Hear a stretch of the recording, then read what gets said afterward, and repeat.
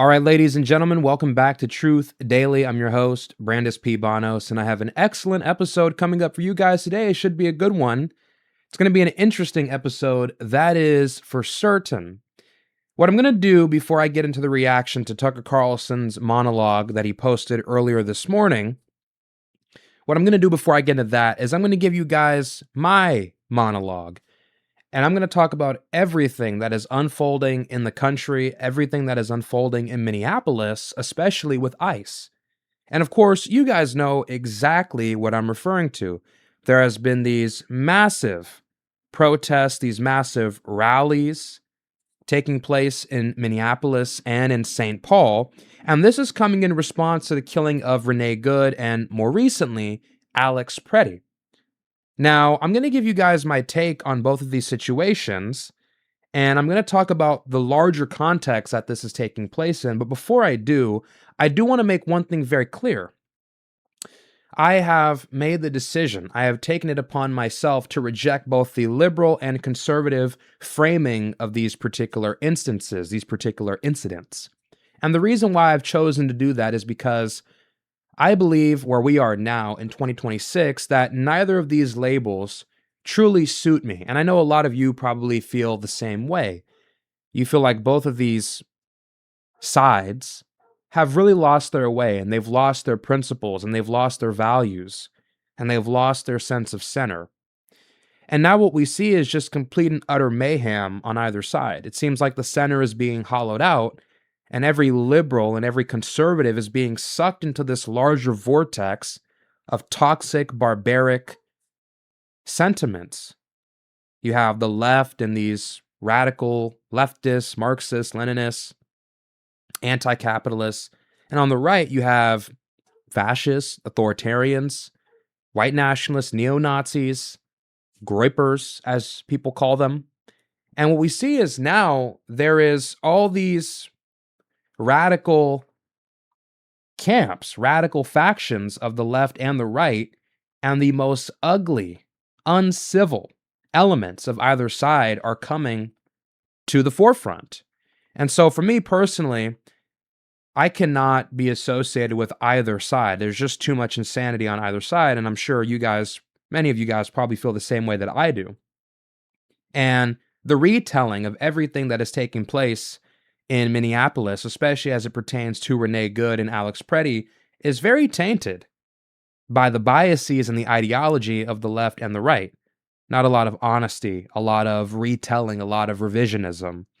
And I don't have a dog in either race, which gives me the ability to be as honest and unbiased and logical as I possibly can be without compromising on my ideological priors. You see? And so we're going to talk about all that. We're going to get into that today. And then we're going to react to Tucker Carlson's monologue. He went on a brilliant monologue earlier this morning with some flaws, with some issues.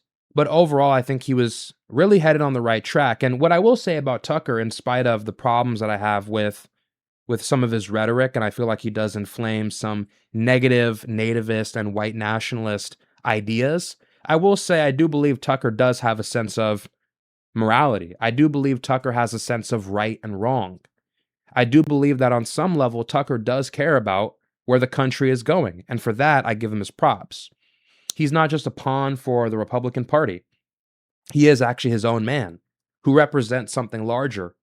And so, in spite of my problems with Tucker Carlson, I do believe that, at least on some level, he cares about being honest and he cares about the country. And for that, I can respect him. Now, with that said, I want to make one thing very clear. I don't subscribe to either ideology. I am a national transcendentalist. I believe that the nation should be treated by the state as a moral project. We should have a culture that emphasizes discipline, unity, good civic practice, and honesty and righteousness, as opposed to hedonism and corruption and dishonesty.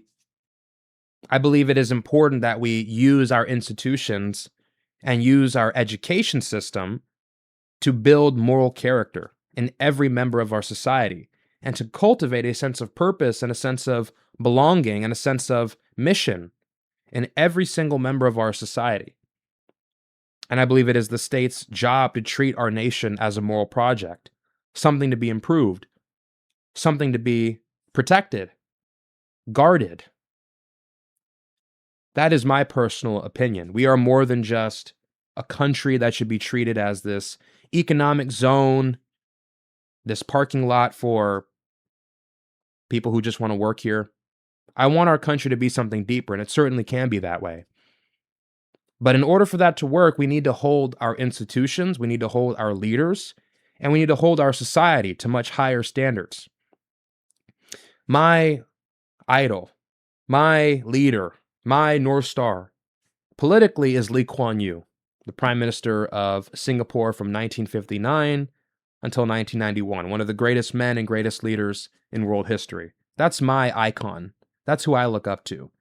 And he rejected this Western left versus right dichotomy, and so do I.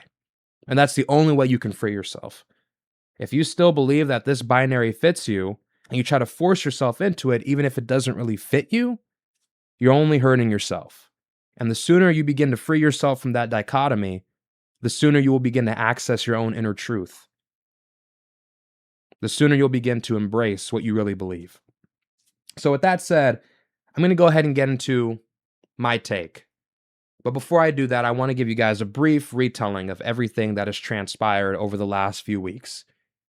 And we're going to talk about everything that unfolded Saturday morning and the aftermath with Alex Pretti and the White House's response and all the insanity that's taking place in Minneapolis.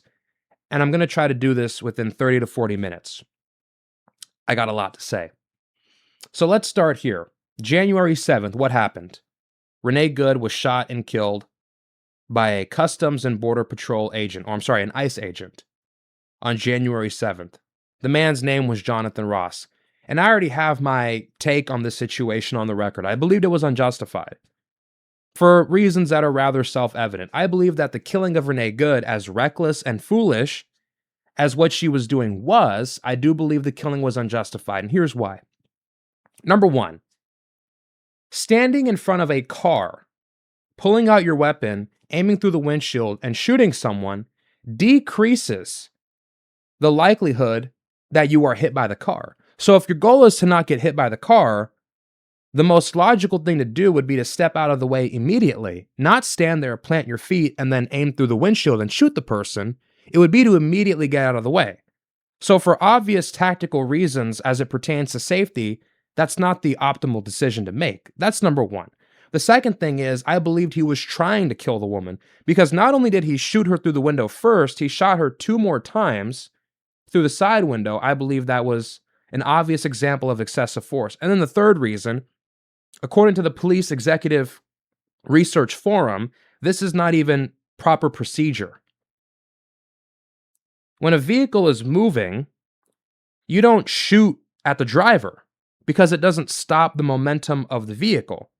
What it actually does is it increases the likelihood that the vehicle hits something else. It hits another vehicle, it goes into traffic, or it hits another person in the vicinity. It doesn't actually stop the vehicle's momentum. And why would it? It's a 2-ton vehicle. So for those basic reasons, I believe that the killing of Renee Good was unjustified. Of course, she shouldn't have been there. It was foolish. It was reckless.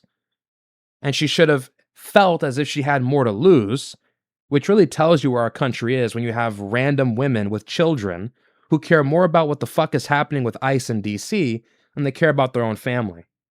And to me, that's deeply concerning. It says something about the spirit of our nation. You don't have these kinds of problems elsewhere. People are too consumed by this left-right insanity, and there's no winners in this. Never forget that. There is no winners in this left-right death spiral. Mark my words, I will be vindicated on this. There is no winners in this left-right death spiral. The only thing you can do, especially as a non-white person, is pull out. Even if you're white, you might want to reconsider if this is a fight worth taking up. I've already made my decision, and I'm backing out. That said, I'm going to continue to give you guys the truth. I'm going to continue to give you guys my best commentary. But like I said, I do believe that the killing of Renee Good was unjustified. And will the man be prosecuted? Probably not. He's got his government in power, so he should be fine. But I do believe that the killing of Renee Good was unjustified, irrespective of how foolish and reckless her decisions were on that day. Now, what happened in the aftermath of Renee Good's death? We saw protests all across the cities. They set up vigils, protests, march, all this kind of stuff to honor her death. The local authorities, Jacob Frey and Tim Walz, they issued statements. They came out, they said, this is completely inexcusable. The Trump administration needs to get these people out of our city. They're occupying the streets. So they're cranking up the temperature. What did the Trump administration say? They came out and they cranked up the temperature. They said this woman is a domestic terrorist. Really? A domestic terrorist? So we're using that word now? So everybody's a domestic terrorist, right? I thought the response from Tim Walz and the Minneapolis officials was completely inappropriate, and I felt the same way about the White House. That's my God's honest opinion. I believe both sides are making the situation worse. And I know it's hard to hear both sides in 2026. There is no both sidesism. This is black and white. You're either left or you're right. Maybe that's how you view the world. I don't view the world that way. I know people don't like to hear chronic both sidesism. Oh, both sides are responsible. But in this case, that is objectively true. Neither side is trying to reduce the tension. Both sides are cranking it up. If you listen to the rhetoric, if you listen to the statements, that's what's happening. So, what did we see after Renee Good's death? More protests, more marches, more rallies. They're harassing ICE agents at their hotels. They're harassing them while they're at dinner. They're harassing them while they're at restaurants. They're following them around the city.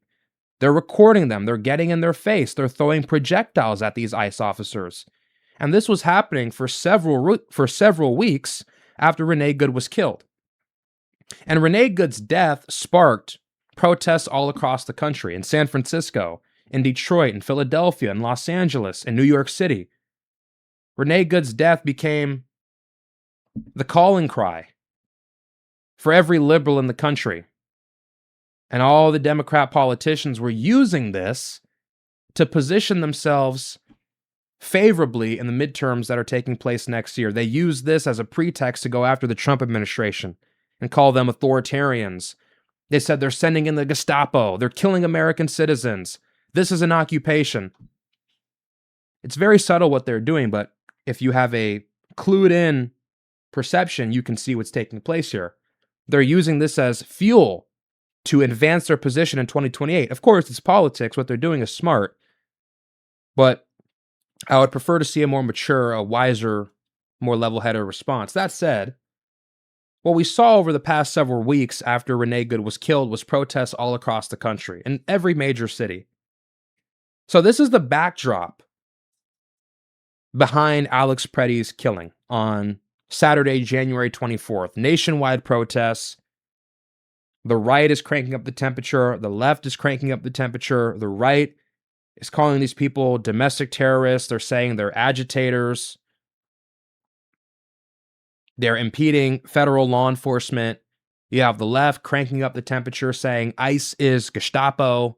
ICE is mimicking Israel's or the IDF's tactics. They're harassing and killing American citizens in cold blood. All this rhetoric, all this framing, which is making things worse on either side. And the tensions have been escalating over the past several weeks. And then that's when we got Alex Pretti's death in the midst of all of that craziness and all of that insanity. And Alex Pretti, a 37-year-old ICU nurse who worked at the VA in Minneapolis at the medical facility, he was killed around 9 o'clock in the morning on Saturday by Customs and Border Patrol agents. Now, I'm going to give you guys all the specifics on this case, but I just wanted to lay out that context. What we're seeing is nationwide protests. Things are getting worse. The social fabric is degrading. The tensions are rising. People are protesting, harassing ICE, following them. ICE is taking people's phones, shouting at them. The Trump admin is calling protesters domestic terrorists. You have these local city officials, Tim Walz and Jacob Frey and Ilhan Omar. They're slamming Trump. So either side is cranking up the temperature, and it's been like this for several weeks now. So that is the backdrop. That is the context. And these tensions make it way more likely that somebody gets killed. Everybody feels like it's existential. Nobody has done anything to lower the temperature. And then we are the ones who get caught in the crossfire. American citizens get caught in the crossfire. Now, with that said, I'm going to give you guys my take on everything that has been happening there. But first, I want to give you guys the details. So why was ICE on Nicoletta Avenue and near East 26th Street in Whittier? Whittier is a neighborhood in Minneapolis. Why was ICE there to begin with? Well, according to DHS, they were in pursuit of an illegal alien, an Ecuadorian national. His name was Jose Huerta Chuma. And apparently, according to DHS, he is guilty of domestic violence, inflicting bodily harm, and disorderly conduct. That's what they're trying to get him on. They're saying he's a violent criminal, a violent illegal alien. Now, according to the Minnesota Department of Corrections, there is no records of this man at the state level with that name who is guilty of committing any kind of felony. The most they have on this guy is misdemeanor traffic tickets, whatever. Now, this is really a he said, she said situation. The state is saying one thing, the feds are saying one thing. We don't really know who's telling the truth. All we know is that according to DHS, they were there to pursue this illegal alien, this Ecuadorian national. So what happens? They're there around 8:45, 8:50 in the morning. They're chasing this guy around.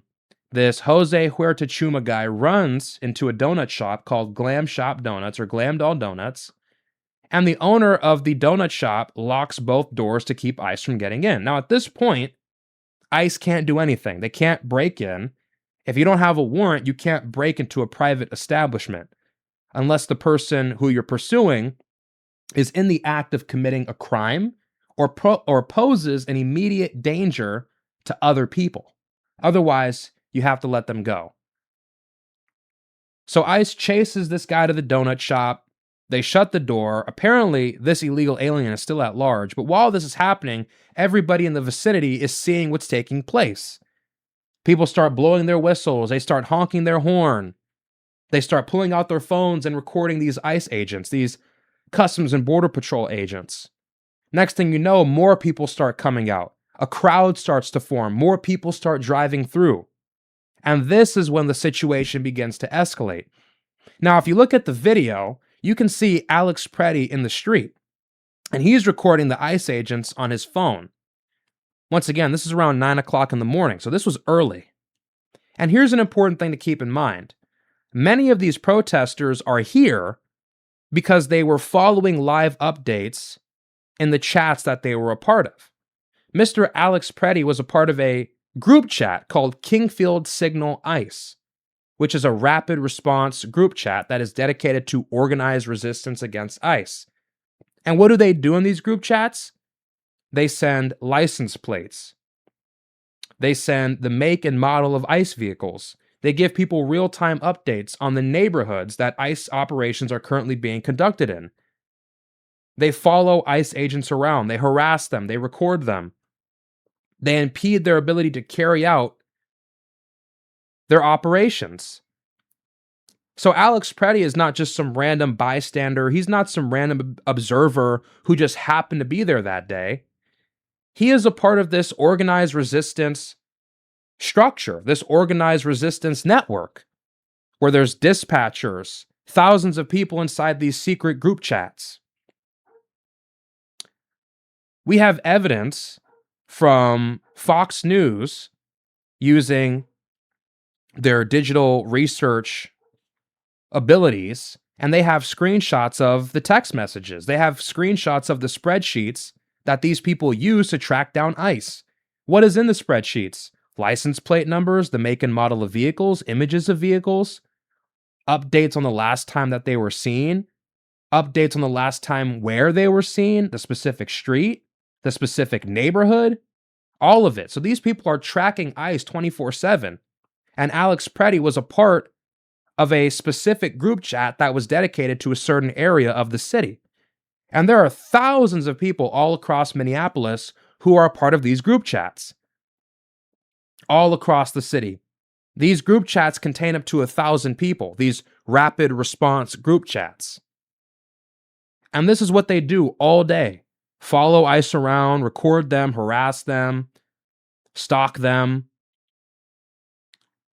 They draw larger crowds to come in and prevent ICE from detaining people. It is an organized resistance effort, and that is what Alex Pretti was a part of. So it's important to understand that context to get a deeper understanding of everything that's taking place here. These are not random people coming out. These are not random, Minnesotans, everyday people, shop owners, employees, people who are passing through the neighborhoods. These are organized resistance agitators who are coordinating with one another to impede the federal government from deporting people. That is what this is. And Alex Pretti was a part of that structure. He was a part of that resistance effort. And he signed up for it willingly as a 37-year-old man, knowing what might come with it.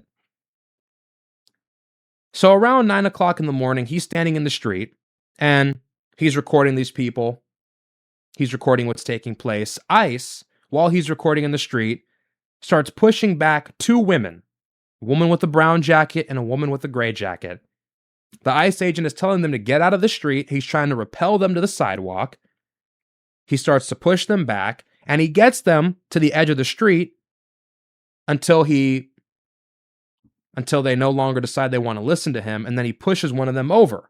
The woman with the gray jacket and the orange backpack gets pushed into the snow. She falls into the sidewalk, and that's when Alex Pretti steps in. He steps in. He tries to get in between the ICE agent and the woman who was just pushed. He puts his hand on the hip of the ICE agent, and he immediately gets sprayed with pepper spray.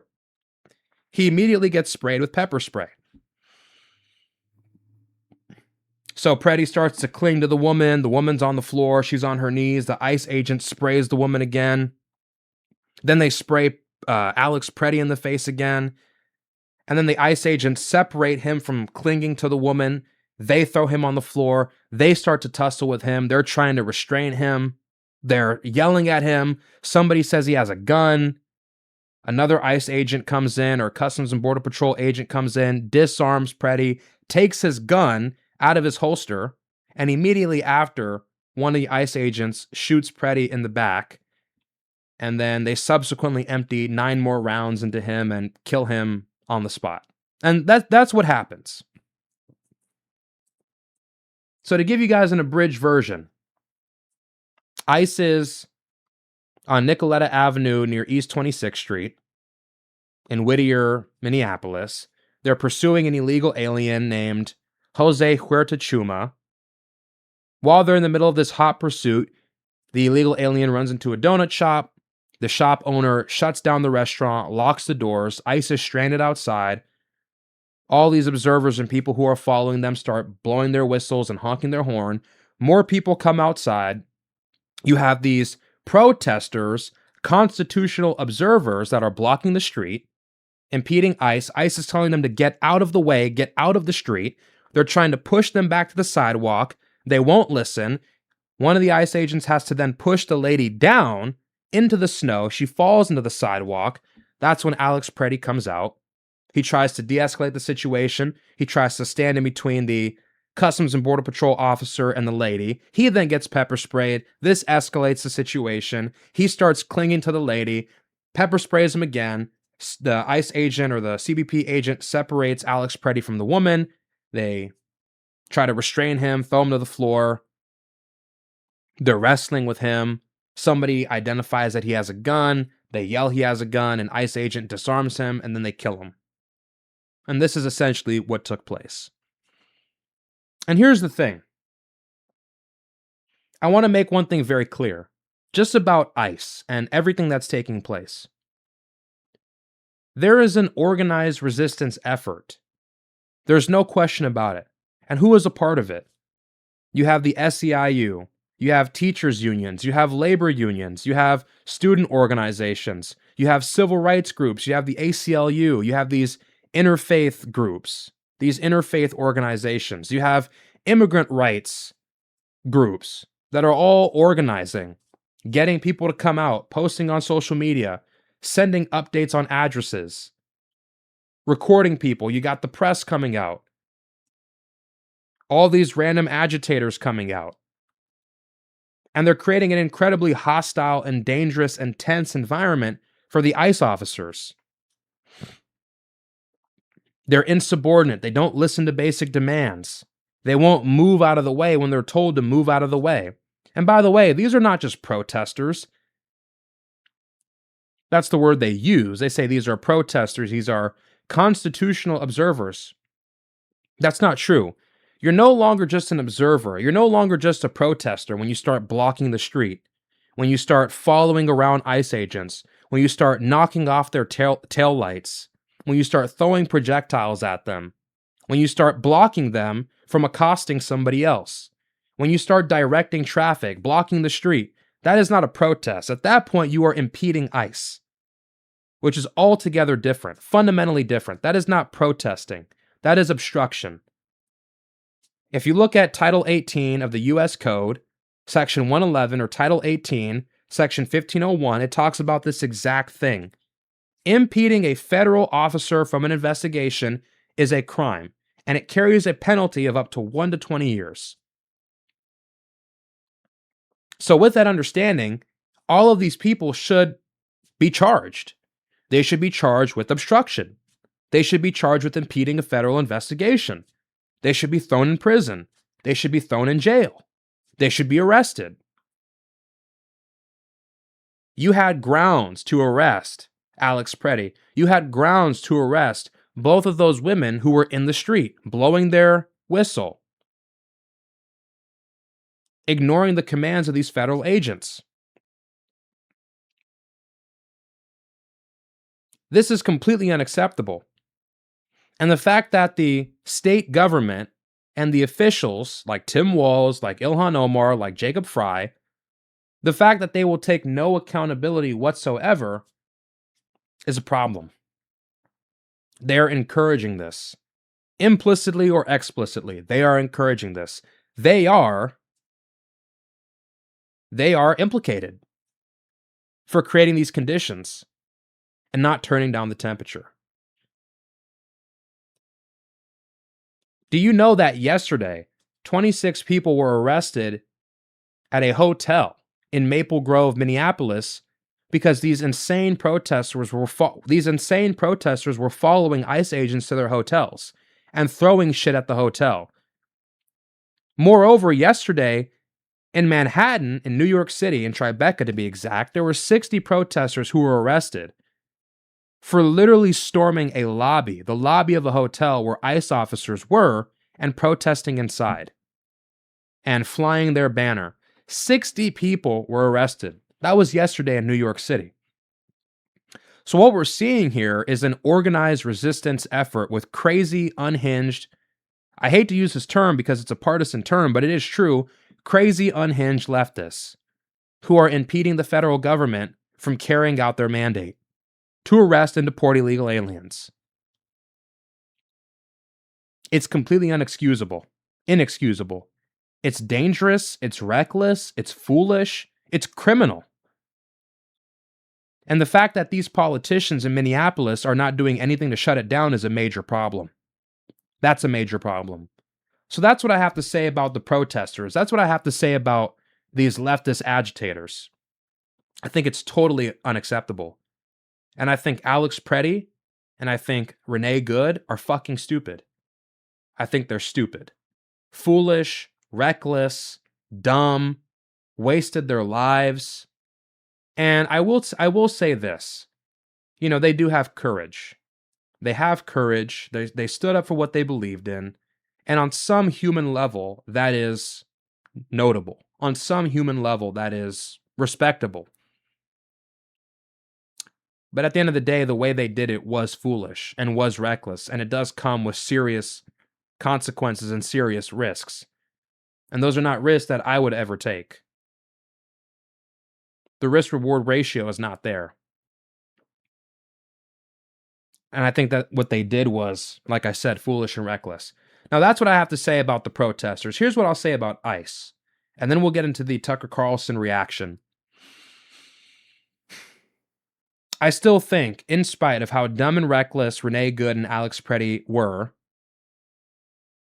I still don't think that killing them was warranted. And here's why. First off, on Saturday, ICE never even made an attempt to de-escalate the situation. Why didn't they tase him? Why didn't they try to submit him? Why didn't they put him in a figure four? Why didn't they side mount him? You have 8 or 9 federal agents, huge guys, grown-ass men, who probably weigh north of 200 pounds, surrounding this one guy, and they can't detain him. And this guy is already almost incapacitated. They sprayed him in the eyes with pepper spray. He couldn't see. They've completely surrounded him. Why couldn't they subdue him?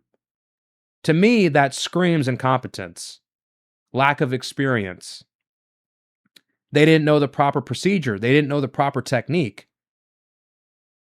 And because they couldn't subdue him or restrain him using physical force, they had to kill him using a weapon. So to me, that's a major red flag already. That's number one. Number two, was it necessary to shove that woman onto the sidewalk? Why couldn't he have grabbed her and moved her? Why couldn't he have wrestled her to the floor and arrested her? Why did he need to shove her to the sidewalk, onto the concrete, or onto the snow? That immediately escalated the situation. I don't think that was warranted. I don't think that's anywhere in police procedure. And then immediately pepper spraying Alex Pretti. I also don't believe that was in procedure. Once again, immediately escalating it using force, using chemical weapons. You don't know where that leads. You don't know how people will react. You should try to de-escalate as much as possible. That's number two. Number three, when they killed him, his face was pointed towards the street. His face was pointed towards the ground. He was looking down. His back was facing the agents, and he was on his knees. So in that position, there's no way he could have ever brandished his gun and shot at them. Not in that position. Moreover, they were restraining his arms while they were grabbing him. So he wouldn't have even been able to access his gun and aim it and kill someone. They shot him in the back. Shooting somebody in the back tells me that this is uncalled for. If he was facing up and he wasn't being surrounded and he had access to his gun, you can make the case. But that's not what happened. They shot him in the back while he was facing the ground. He wasn't even looking at any of the officers, and they were restraining and grabbing his arms. There literally was no way he could access his gun to shoot them. Physically, it was literally impossible. He was being restrained. He would not have been able to grab his gun. So they killed a defenseless man, straight up. Moreover, when they killed him, he didn't have his gun in his holster. And the last question is, why didn't the ICE officer who took his gun say that? Why didn't he communicate that? He could have saved that man's life that day. And the reason I say all this is because of one simple point. And then we'll move on to the Tucker video. Like I said, I am a national transcendentalist, and I believe it is our obligation to hold law enforcement, to hold the government, to hold our institutions, and to hold our society to higher standards. Allowing the government and its agents to just kill random American citizens over minor inconveniences, over stress, over cortisol spikes is insane. We have to hold these people to higher standards. Because what happens when institutions degrade? What happens when the standards that we set for law enforcement diminish and people no longer hold law enforcement to those standards, and law enforcement can get away with brutality, can get away with killing people? That's when the real barbarity kicks off. And that is something we should all be scared of. You see, there's this idea that because we live in a technologically advanced society with cars and we can buy food from the grocery store and fill up our cars with gas at the gas station, and we can wash our hands in a sink, that humans are not capable of barbaric behavior. People forget that. But it can happen. It can happen.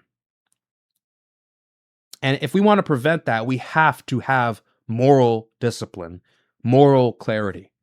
And situations like this, it is imperative as Americans, as human beings, that we hold those with the most power in our society, that we hold those who are operating on behalf of the state to very high standards, because our lives are in their hands. And they should not have the right to just take it because they have a mandate from Trump, because they have a mandate from the government. That's my opinion. I feel bad for ICE. I think what Pretti did was reckless. I think what Renee Good did was reckless. That's my honest opinion. I think the way that everybody involved in this, the Democrats, the Republicans, I think the way that all of them are handling the situation is incredibly irresponsible and dangerous and reckless.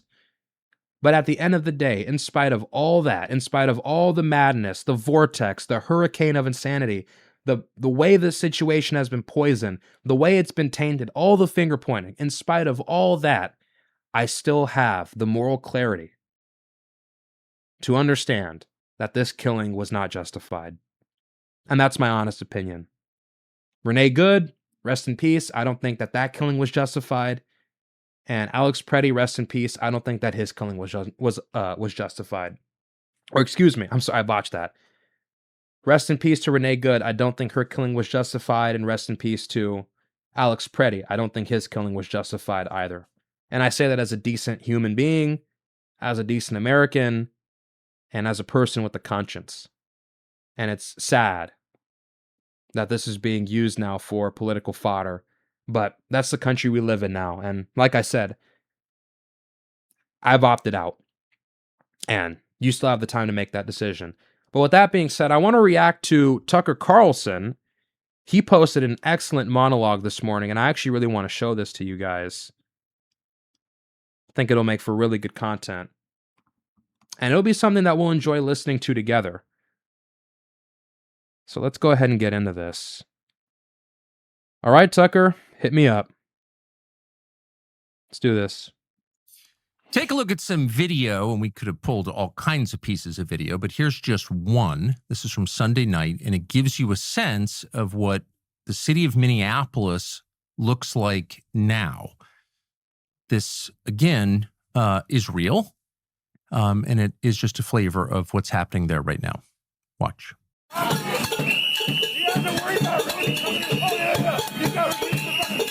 You see this? This is insanity. And this is the kind of chaos that people should be very concerned about. This is not a good sign. I don't care what your political ideology is. I don't give a fuck about that. When you see stuff like this, and by the way, why are the police not arresting people? I don't care what the political excuse is. I don't care what your political ideology or motivation is. Once you start seeing people defacing or vandalizing public buildings or private businesses, you need to start throwing people in prison. There's no excuse for it. I don't care how much you hate Trump. I don't care how much you hate ICE. You can't just allow lawlessness, ever.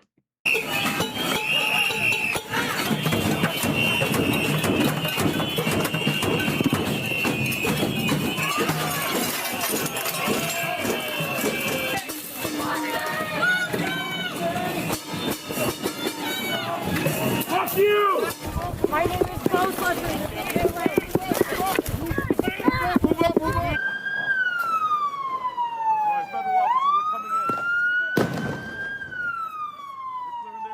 It's turning into a chaotic scene.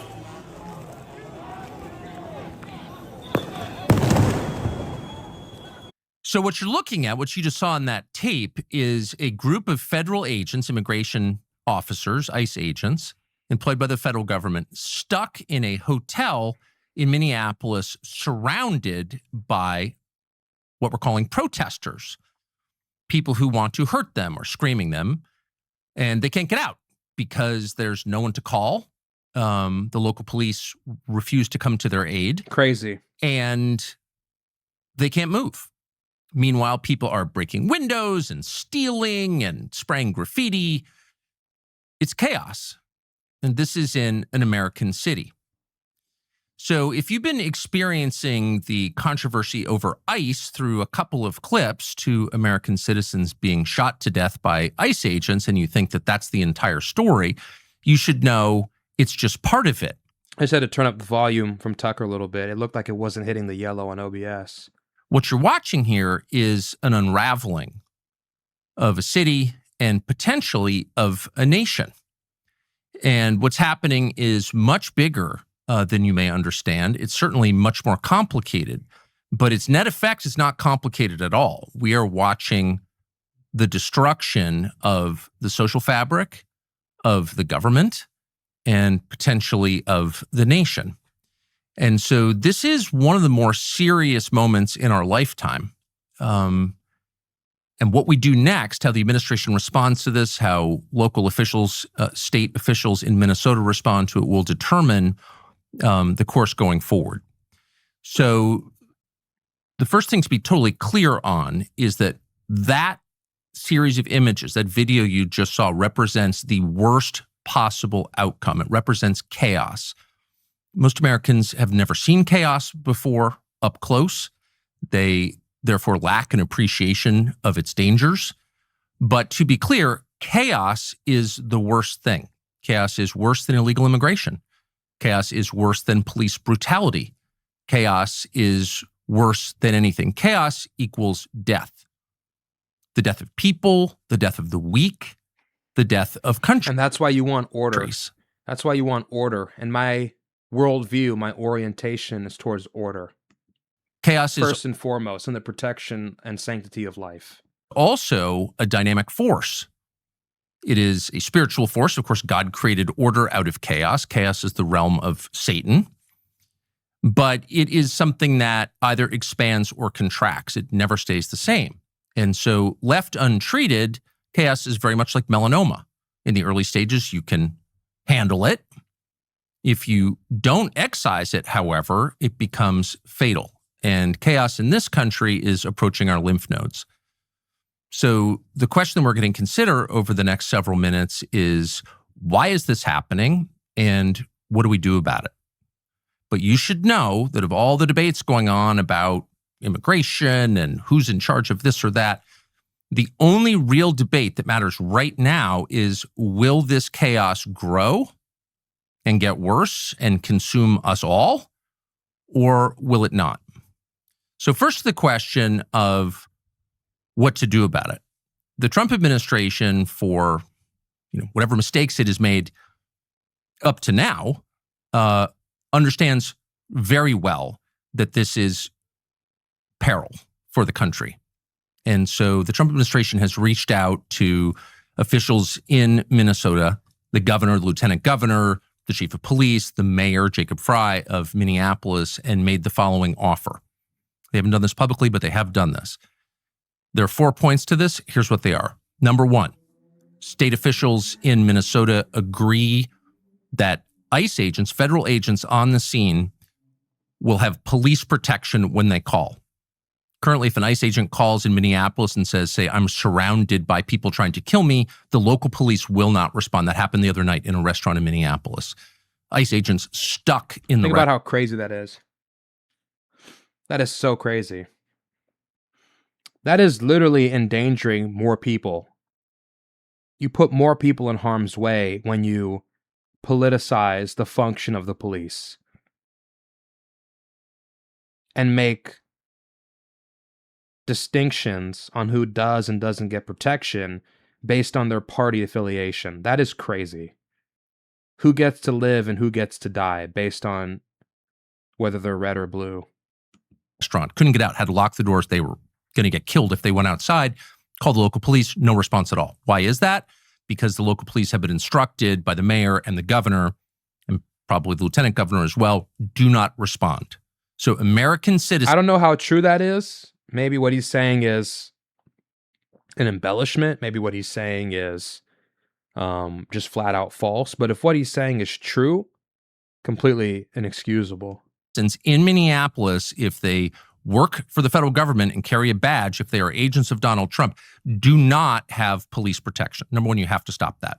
You have to respond to 911 calls from federal officers. Number two, you have to do your best to protect them when they're off duty. You just saw it in the video we played. ICE officers stuck in a hotel surrounded by a screaming mob. No one will come to their aid. You can't do that anymore. Number three, jails in Minnesota have to respond to federal requests for deportation. If you have a convicted murderer who's an illegal alien or a child molester who's an illegal alien, and there are a lot of them, you can look their names up on the internet, and the feds ask, where is this guy? You can't just ignore them. You have to participate in federal law enforcement actions to that extent. You don't have to deport them yourself, but you have to tell us where they are. And in exchange for those three things, the federal government will substantially withdraw federal law enforcement from Minneapolis and from the state of Minnesota. And at that point, crowd control, keeping riots from spinning completely out of control and burning down, say, your city, will be the job of local law enforcement. So just to restate, these are the 4 points. Number one, you have to answer 911 calls from federal agents. Number two, you have to do your best to keep them from getting killed when they're off duty. Number three, the jails have to tell us where the rapists are. And number four, if you do that, we'll basically pull back and allow you to keep the situation from spinning out. Totally reasonable. That's totally reasonable. 9/11, something flying right there. 9/11 ought, it is their moral duty to protect federal agents from being killed by protesters if they call them. If an ICE agent or a Customs and Border Patrol agent says, hey, we need help, there is an insane mob of people surrounding us, can you come do something about this?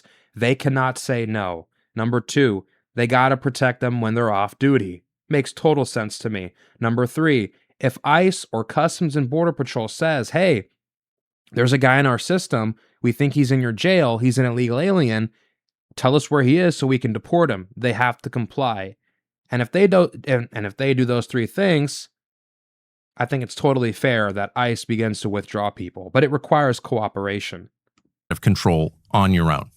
And some federal law enforcement will remain to protect federal assets. The federal courthouse, for example, can't burn that down, and that's the job of the feds to protect it.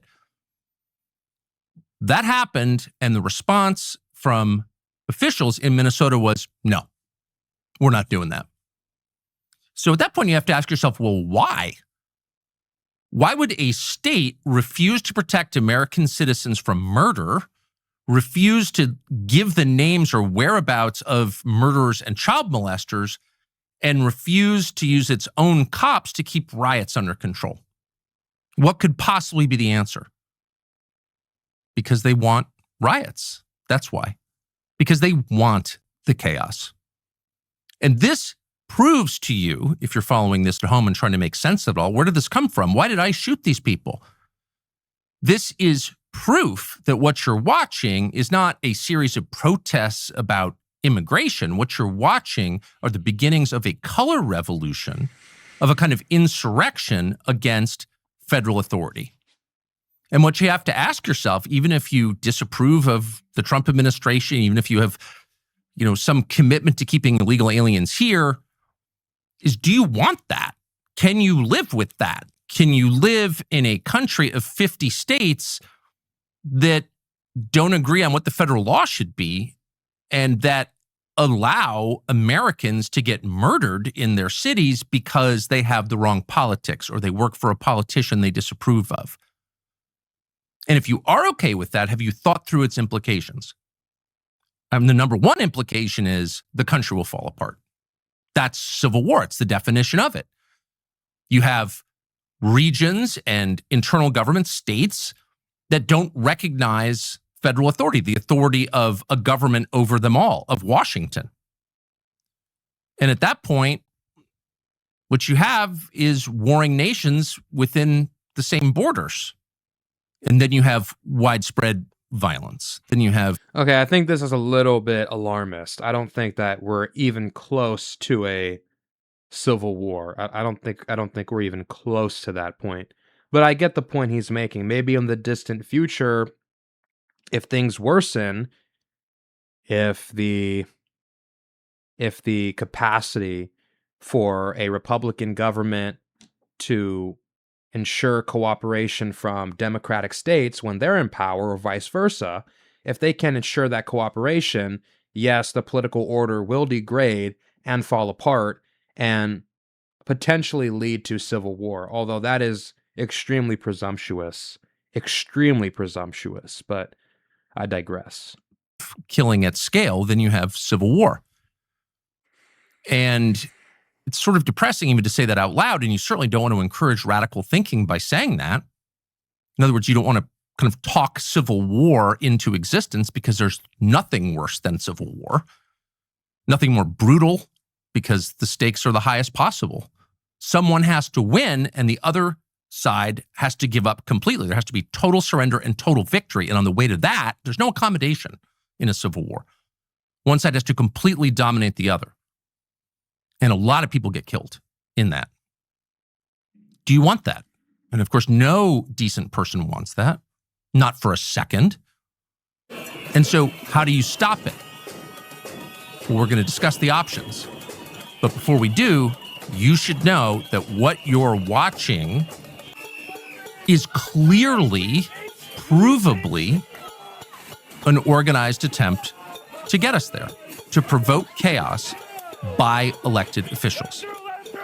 And it's hard to see that at first because the video that you see, all the videos you see, are of the participants, of the foot soldiers in this.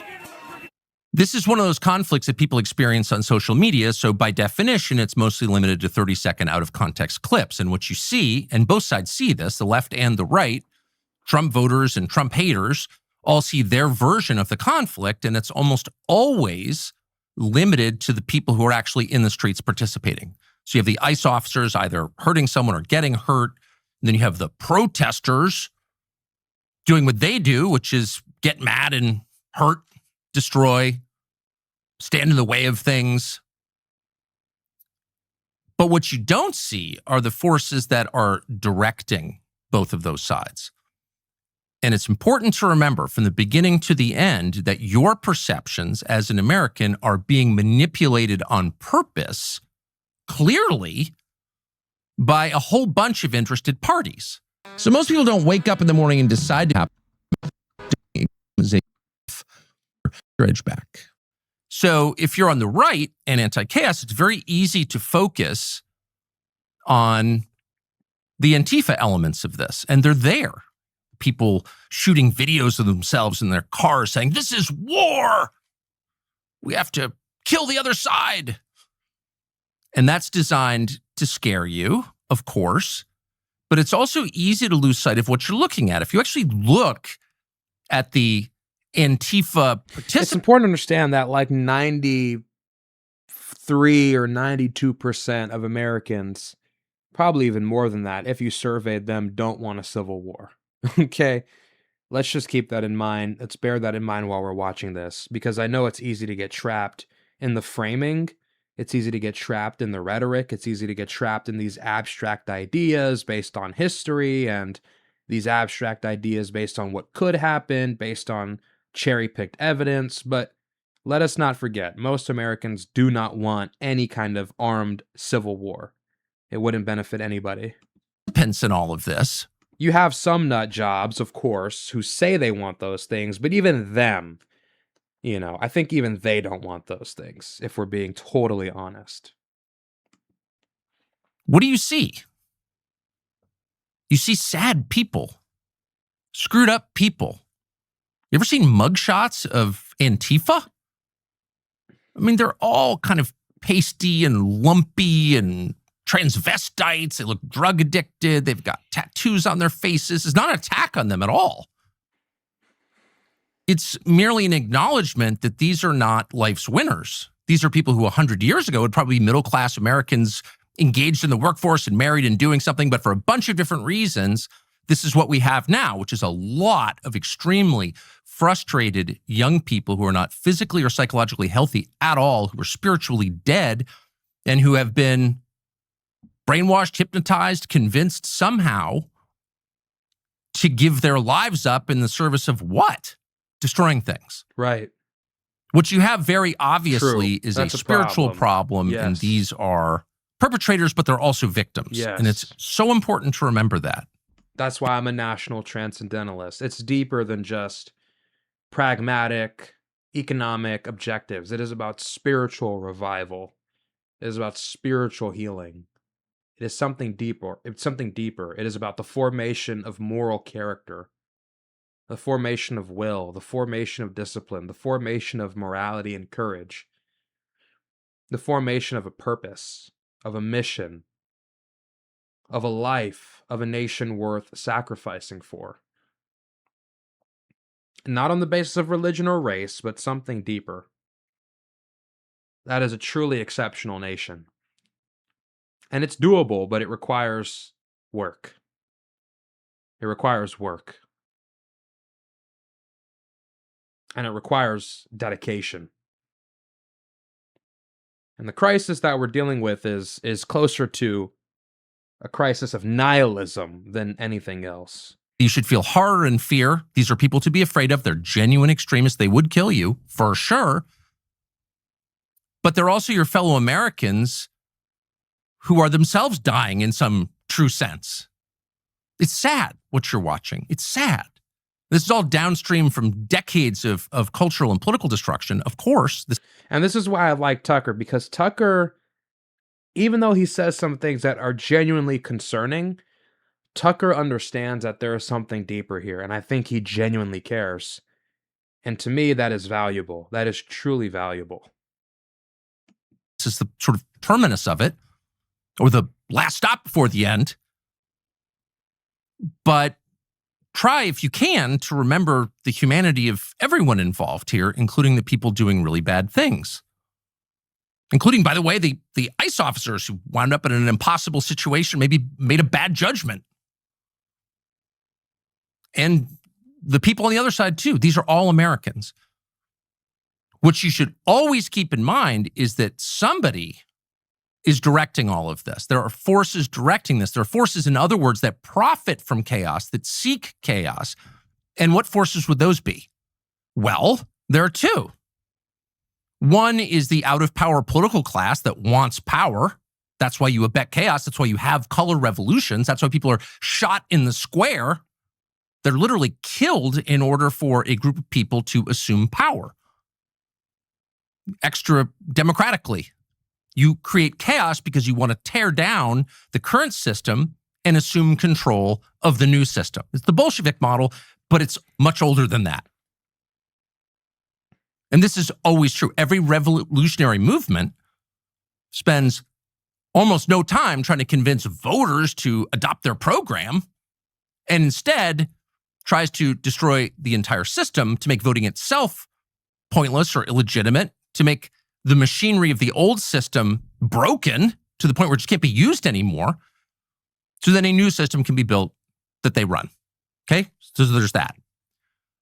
But there are also other forces. And one of them would be, let's just say, federal agencies, including and especially the agencies with guns, who understand that the more chaos there is, the more control they have. And this is not alleging a conspiracy, it's merely noting human nature and the nature of organizations. Organizations, by definition, exist for their own enlargement, to accrue power to themselves. That's the real reason all human organizations, from the Church Bake Sale Committee to the CIA, that's the real reason they exist, because that's how people are. People get together, they have a mission, but the real mission is to bring to themselves more power and control. So if you're an American law enforcement agency or intelligence gathering agency, chaos is an opportunity for you to get more power. So those are the two groups fundamentally who are benefiting from the chaos. The rest of us are not only not benefiting, we are watching all the good things that we have on the brink of being eliminated. So let's start with the first group that benefits from this destruction, from what could be a much larger and much more destructive version of the 2020 George Floyd riots, which really helped no American whatsoever, certainly didn't help Black people, but Right. made these same groups much more powerful.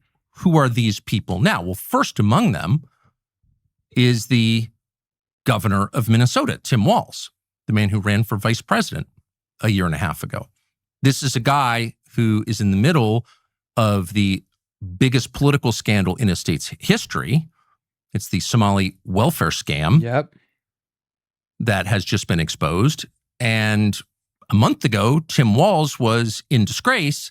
And now Tim Walz is the leader of the insurrection against the Orange Man. So you can see already the benefit is there. So it probably shouldn't surprise you that Tim Walz is on television and social media constantly encouraging the kind of violence that you've been watching on Instagram. Here's one example, Tim Walz. We have got children in Minnesota hiding in their houses, afraid to go outside. Many of us grew up reading that story of Anne Frank. Somebody's going to write that children's story about Minnesota.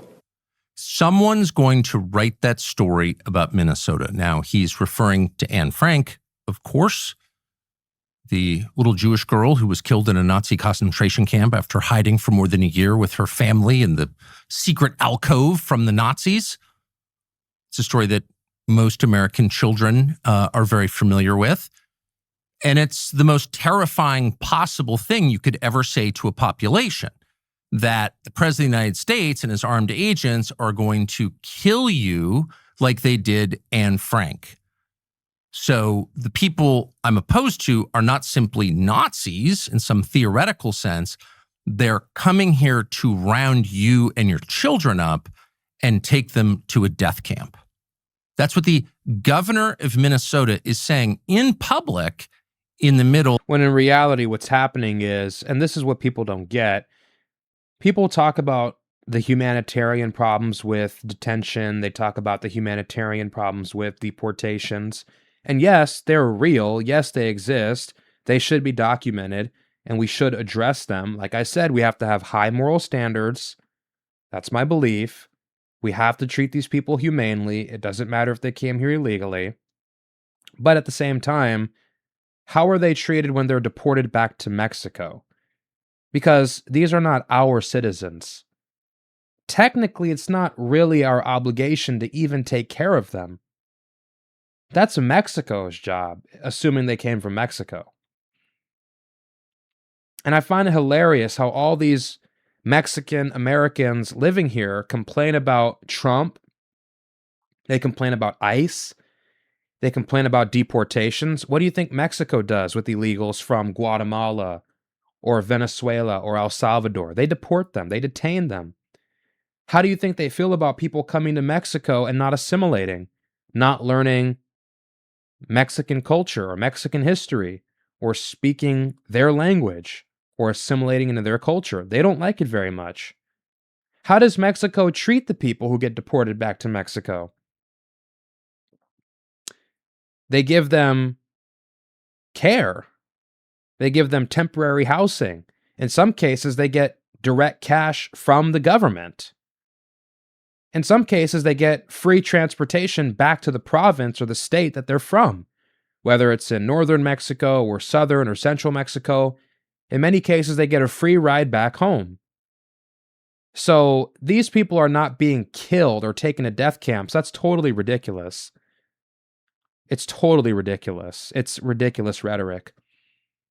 And moreover, what is it with all these Mexicans living here who say America's on stolen land? And you know what? I'll be the first one to say it. I'm Salvadoran. I'm black and Salvadoran, but I'm Salvadoran. And all the Salvadorans living here and Mexicans and Guatemalans and Puerto Ricans and whoever else, all the Hispanics living here who complain and whine about America being on stolen land, well, let's talk about Mexico. Let's talk about Mexico. How did Mexico treat the natives? How did the mestizos and the castizos and the descendants of the colonizers, how did they treat the indigenous people? Horribly. Wiped out thousands of them, hundreds of thousands of them, force relocated them. To this day, you don't see these people in the Mexican media, on Telemundo. They put all the gringos in there. I shouldn't say gringos. They put all the white, light-skinned Mexicans in the media. They don't give a damn about these indigenous Mexicans. So it's just like, it's ridiculous to me when Mexicans complain about America. Blatant double standard. Mexico treats the people that they receive very well. They remind them of their rights in America. They say, hey, you're an illegal Mexican, but you still have these rights under the Constitution. They receive them well. They take care of them, give them temporary housing, give them transportation. In some cases, give them money, give them food, take care of them. It's just like, the double standards are insane. And this rhetoric from Tim Walz is legitimately ridiculous. And this is what I'm talking about. These existential end of the world narratives. It doesn't help anybody. It's actually going to hurt this country long term, I promise you. Of the most volatile rioting his state has seen maybe ever, maybe even more than what we saw 5 years ago. Maybe even scarier than that. And here's the governor saying it's worse this time. God. To the death camps. It's like people have no sense of social responsibility with their rhetoric. I don't get it. If you're an elected official, every word you say matters. And you need to be held to that standard, straight up. If you're a political commentator, every word you say matters. I know my words matter. I know my words can incite violence. I know my words can radicalize people. I know my words can inform or misinform people. So I'm very particular about my words and my message. Words are powerful. Words construct perception of reality. And so to just be the governor of Minnesota and to say something so outlandish it's concerning. Why would you say something like that? In order to calm things down? No. In order to gin up fear, which is... It is a little bit one-sided from Tucker. What do you think Trump is doing? What do you think Stephen Miller is doing? What do you think Kristi Noem is doing? They're doing the same thing. What do you think Greg Bovino is doing? Greg Bovino just got reassigned from the commander of Customs and Border Patrol at large. He just got reassigned to his previous position in California. I believe that's what happened. So no, it's not exactly like they're trying to turn down the temperature either. It's not like JD Vance is trying to turn down the temperature either. It's like I said, if you're actually honest, if you're really objective and honest, you know it's both sides cranking up the temperature. But I get it. You know, Tucker has to retain his relationship with Trump because that's how he gets more influence and more power. So he can't say certain things, but he can't really turn on the administration. But if we're being honest, we know both sides are really escalating this, if we're being real about that. Of course, the fastest way to control people by terrifying them. That is correct. Making them so afraid that they will believe anything you tell them. Correct. They will follow any command you give them. Yes.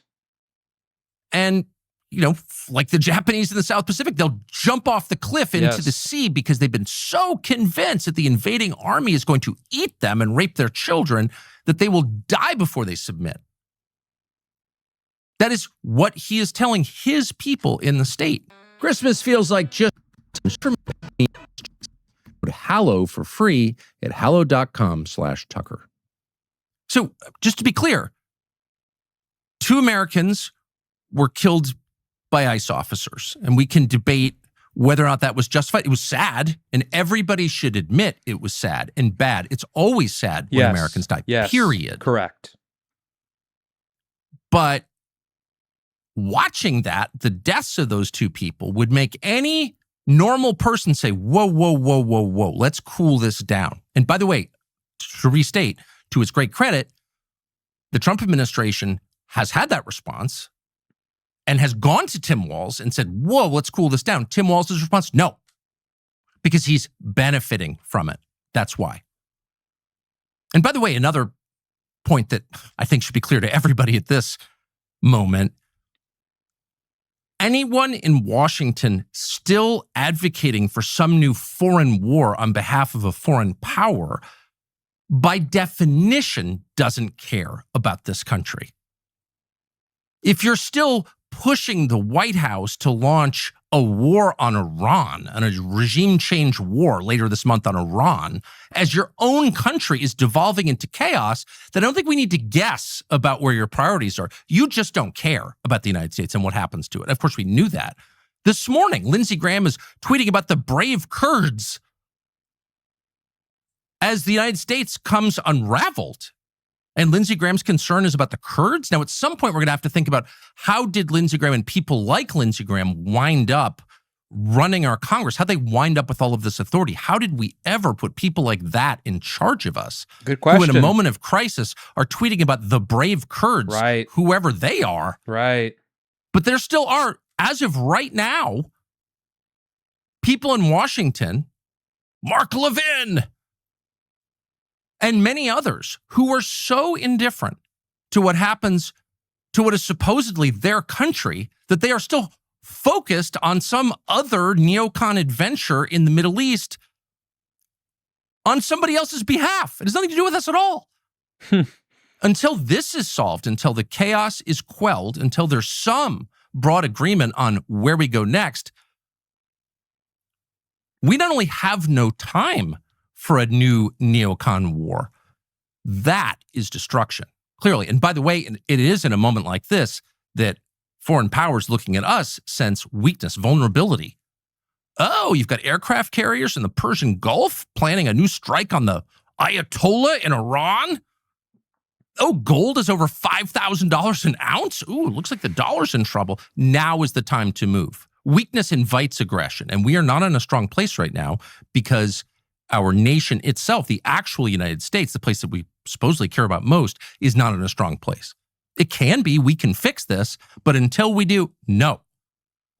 Anyone who's still talking about any of that nonsense, Gaza, Iran, should be called out immediately as someone who just doesn't care about Americans.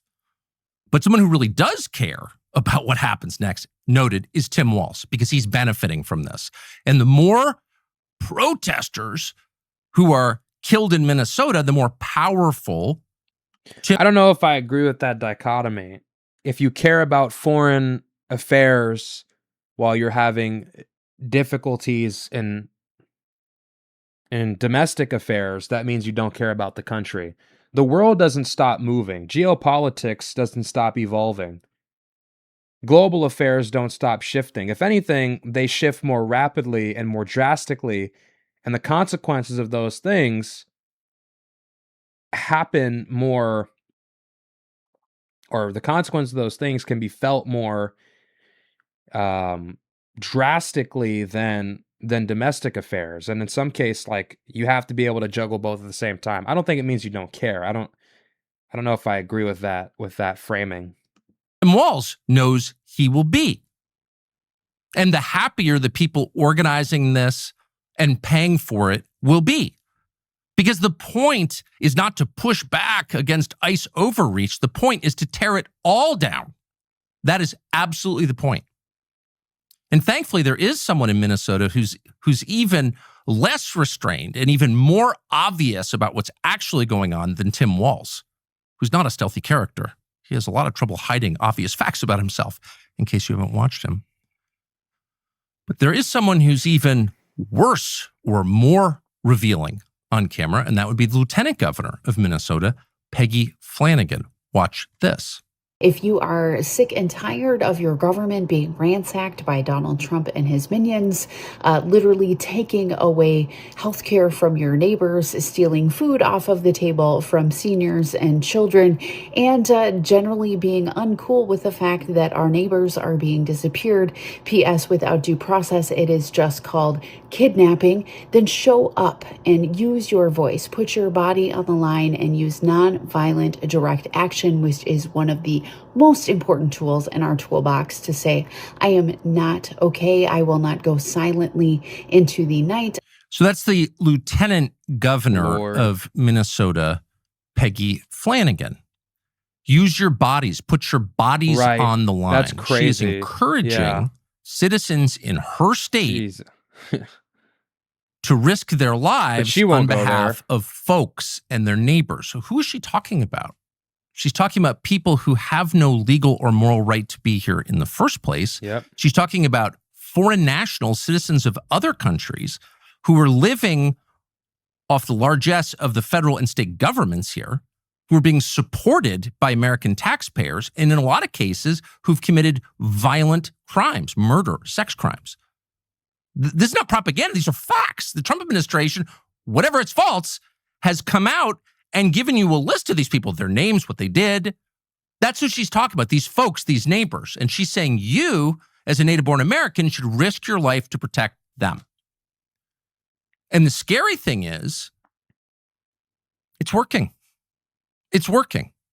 So what are we looking at? We're looking at the Biden administration in 4 years letting, say, 20 million people illegally from around the world. 20 million people whose identities they didn't know, whose identities they didn't want to know, actually. And there's nothing you can do about it. Who are these people? We still don't know in a lot of cases. Here's a fact. Hasn't been reported. So 2021, we withdraw from Afghanistan after 20 years. Biden famously screws it up, and we lose Bagram, and U.S. military personnel are suicide bombed, die on the way out. Planes take off, people clinging to them. It's a disaster. No one's ever punished for it. The only person who's punished for it, of course, is Stu Scheller, the Marine Corps colonel who complained about it. No one else is punished. It's fine. Move on. But it produced, as these things always do, an awful lot of refugees. And some of them were legitimate, I guess, people who'd helped the United States over 20 years in Afghanistan, interpreters, people who worked at the embassy, worked with U.S. military, et cetera, et cetera. Some of them weren't. But where did they go? Well, they didn't just all come to Bethesda, Maryland. A lot of them were moved to processing centers, camps, in what they call the region. And some of them came to the Gulf. And all 6 countries in the Gulf, the Persian Gulf, the Sunni countries, are allies of the United States. And so one of those countries held a bunch of these people voluntarily as a favor to the United States, to the Biden administration. And they call, this is a fact, and they call up Biden administration, we got all these people and bring them to the United States, and we're going to take biometrics on them to find out who they are. And there's some record of who they are, biometrics. And the Biden administration says, oh, no, we don't want you to do that. Do not take biometrics of these people before sending them to the United States. Why would the Biden administration not want to know who these people were? Why no bio? That's a fact, by the way. But why'd they do that? Unclear. Unknown. Think about it for a second. That's not a good sign. That's not a government working on behalf of the interests of its own people. It's not a government trying to help its own country at all. That's the opposite. That's so reckless and crazy that you have to ask, like, well, why did they do it? And again, the answer is unclear. We can only guess, but we know they did it. And they did some version of it with about 20 million people. So those people show up here. They're just here now. And the assumption has been, well, those people are at worst just new Democratic voters. And there's going to be a series of laws passed in the future that will allow them to vote. Their children will be born here. Of course, they're birthright citizens. They can vote. And we're going to change the balance of the demographic balance of the country, so we will always have power. That's always kind of been the darkest suspicion of what's happening. But that's not actually the darkest suspicion. You could think of a few more, actually. Why would you do that? It makes you a little uncomfortable if you start to think about it. Why would you move people in? There's no record of who they are, no way to know who they are.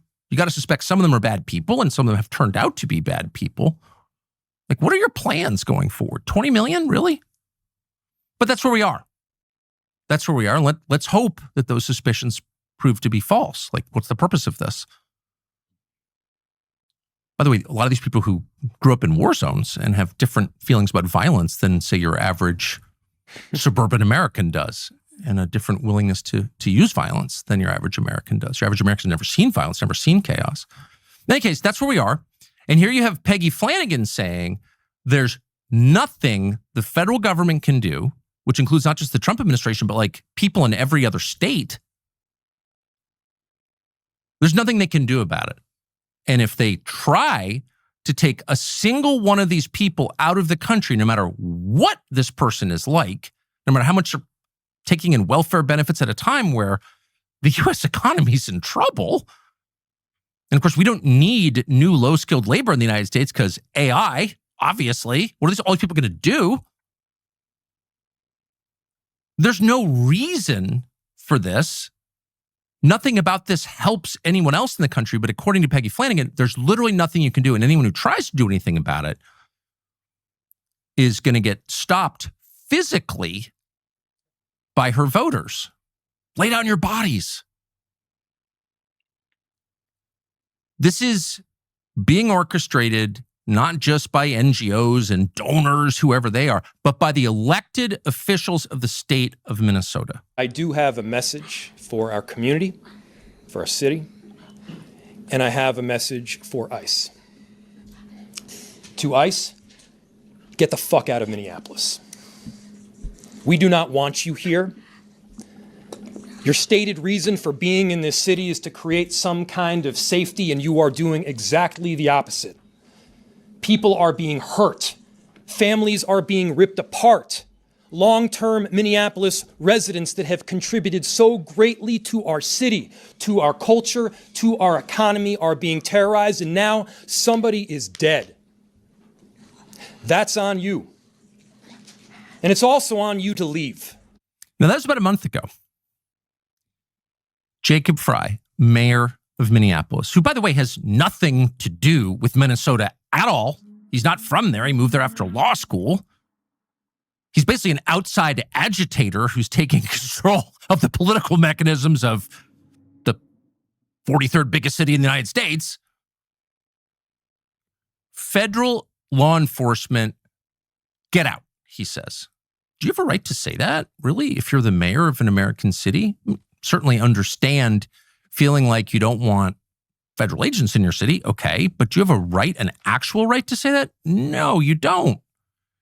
Because we have all agreed that there is a federal government over all of us. And if you're saying that into the camera, what are you doing? You're trying to start a war. And that's exactly what they're trying to do. And once again, every protester, no matter how misguided or crazed, deranged, extreme, a lot of them are really extreme, no matter how many foot soldiers die in this, Jacob Frey, as long as they keep dying, gets more powerful. This guy's the mayor of Minneapolis. Doesn't even have 500,000 people. Not even 500,000 people live in Minneapolis, okay? And yet every American knows this guy's name. Why? Because of this. So typically it used to be like in a functioning system, a mayor would come in and if he improved the city, he would become famous. And if he wrecked it, he would become infamous. But the job description was improve the place, you're in charge of it. We elected you to make this place better. Those rules don't apply. Instead, people are rewarded for that kind of talk, which is why he's doing it. The guy's just an opportunist. He's like from suburban DC or something, just shows up here and starts lecturing Minnesotans and Minneapolis, Twin Cities residents about what our history is or whatever. No, this guy's an opportunist leveraging the destruction of his own city and the suffering of its own people in order to accrue power to himself. That's just a fact. But it tells you this is not a situation, however they may have mishandled it, the Trump administration created. Donald Trump ran on the promise that we're going to get these people out. They have no right to be here. They're not making the country better. That's not racism. It's just a fact. That's an overwhelmingly popular sentiment with the public, or was before all of this. And the state doesn't want to comply.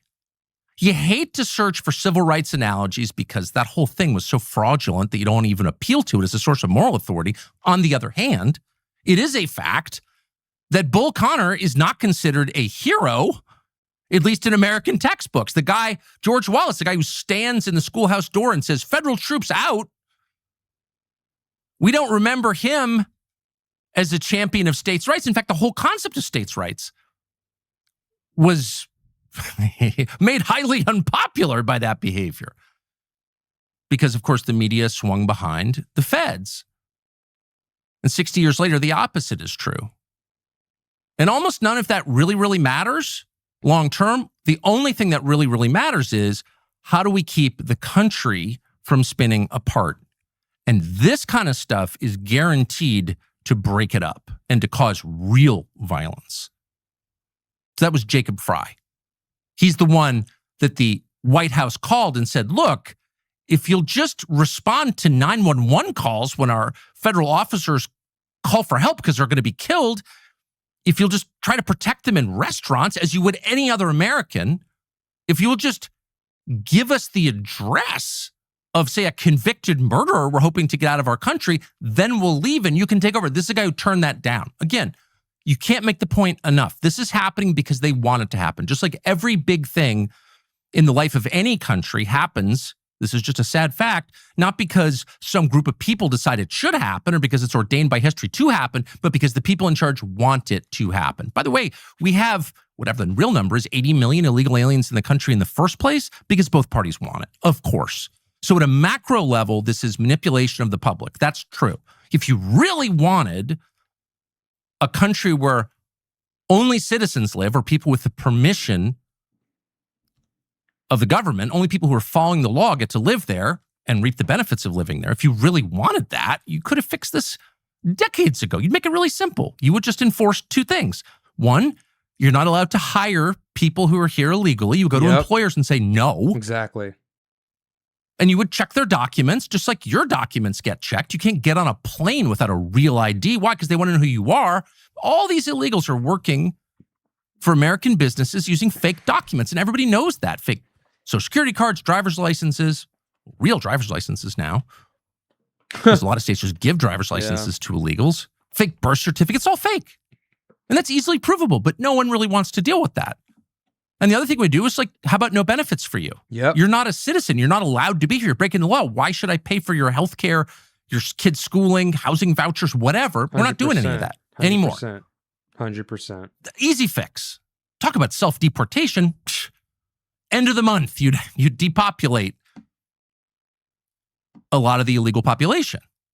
But we haven't done that. Why? Because there's, of course, a bipartisan conspiracy to have what we have now. And that's what you're seeing in Minneapolis. Why is this happening? Because the Democratic establishment sees this as the path back to power. And the cost is just destroying our society. That's why. So just keep that in mind as you watch. What you're seeing through this very narrow aperture on the screen of your phone is just a scene in a much larger movie that has a totally different plot. And the movie's called Color Revolution. But they're not telling you that in the credits. They're like, look at this atrocity. Okay. And by the way, some of them are atrocities. And this is in no way a justification for shooting any unarmed person, and particularly for shooting a woman. That's awful. And if you don't feel that that's awful, then your soul is degrading. Make sure you think that's sad, because it is, fundamentally. The question is, why did it happen? And it happened because of people like Jacob Fry and Governor Walz and Lieutenant Governor Peggy. That's what happened. So this is clearly about power, moving power from one group to another group. And the people inspiring violence want the power, and they're willing to watch others die in order to get it. It's a very familiar formula. People are like this. It's the worst thing about them, but it's just a fact. Not about civil rights. It's not about the folks or the neighborhood. It's about taking power from someone else. But underneath it all is also an ideology. And it's the same ideology that has ruled this country for generations. And it's many things. It's secular, of course. It's instinctively pro-chaos. It's instinctively anti-beauty. But above all, it is opposed to two things, and that is Christianity and whites. Now, why is that? It's a tough one. As a non-theologian, I'm not going to speculate. Only noting that because as someone who's lived here for a long time, I've marinated in it for decades. The two things our ruling classes object to the most strenuously, they don't always say it out loud, though often they do, Christianity, not religion, Christianity specifically, and white people. Kind of interesting. And again, you can draw your own conclusions as to why that might be, why those would be your... I'm fascinated to hear how he spins this. Operating hatreds in a country that for 230 out of 250 years was majority white and Christian. Who knows, right? But those clearly are the things that people like Tim Walz, people like Peggy Flanagan, people like Jacob Fry hate the most. And we know that because they can't stop themselves from telling you. Here's an interview she did with a local radio station several years ago in which she explained that as a Native American, she's a Native American somehow, from an affluent suburb, but Native American, Peggy Flanagan feels this very deeply. Listen. Unfortunately, Minnesota nice too often means that we gloss over the deep inequities that exist in our state. We're one of the happiest states in the country. Our schools and healthcare systems are at the top of the list on all the lists that you want to be on top of. We've got a really incredible state. If you're white, if you are a person of color, if you are indigenous, if you are an immigrant or refugee, the opposite is true. As a Native American woman, it is not lost on me that I work in a system that was created in many ways to eliminate and erase me and our community as a whole. So I'm not interested in just making policy change here and there, but we also need to be in a place where we call white supremacy white supremacy. So you could sit and like parse this, like how Native American is Peggy Flanagan? I honestly don't think that quote was that crazy. I don't know what he's referring to. I thought it was going to be like, oh yeah, we're happy that like the white population is decreasing and we need to shut down white neighborhoods and shut down churches, and that's what I thought he was going to play. That wasn't really that crazy. She just said that despite Minnesota having one of the highest standards of, or highest quality standards of life for, any state in the country, that is mostly the case, or is mostly true if you're a white person, and not the same if you're not a white person. And yeah, she said the kind of cringe woke thing about being Native American, but I don't think that what she said there was really that crazy. And how Ojibwa is she really? But it's not really even worth having that argument. What's so much more important to understand is the hostility. And boy, can you feel it. As a Native American woman, the system was designed to erase me. Really, you're a lieutenant governor. You seem pretty visible, actually, for an invisible. She didn't say it like that. I don't know why he's putting like this weird affect on it. It's kind of forced. Person. Right. It's absurd. But she hates whites, rather right? than reason. Just say it, Tuck. She hates whites. But it's no less significant because it's irrational, because it's clear, it's heartfelt. She hates whites. This is someone who hates whites. Really doesn't like the whites. There you go. Yep. And a lot of them are that way, including a lot of the whites. That's its whole separate question. Like, there's no hatred. Maybe because it doesn't actually... Okay. I said at the beginning, I was giving Tucker high praise at the beginning, but now he's just kind of reverting to like straight propaganda, this is anti-white. I know there's like an appetite for that. There's an appetite for the nativist, anti-immigrant, white grievance thing. I get it. There's an appetite for that, but this is not what she said was not like vociferous or virulent anti-white hatred. That's not the impression I got from that at all. I don't perceive that. So durable and profound as self-hatred The self-hater is the one you really have to worry about. They're the true extremists, which, by the way, does in part explain why all this violence in the whitest cities. This isn't happening in Miami. It's not happening in Baltimore, actually. It's not happening in Detroit.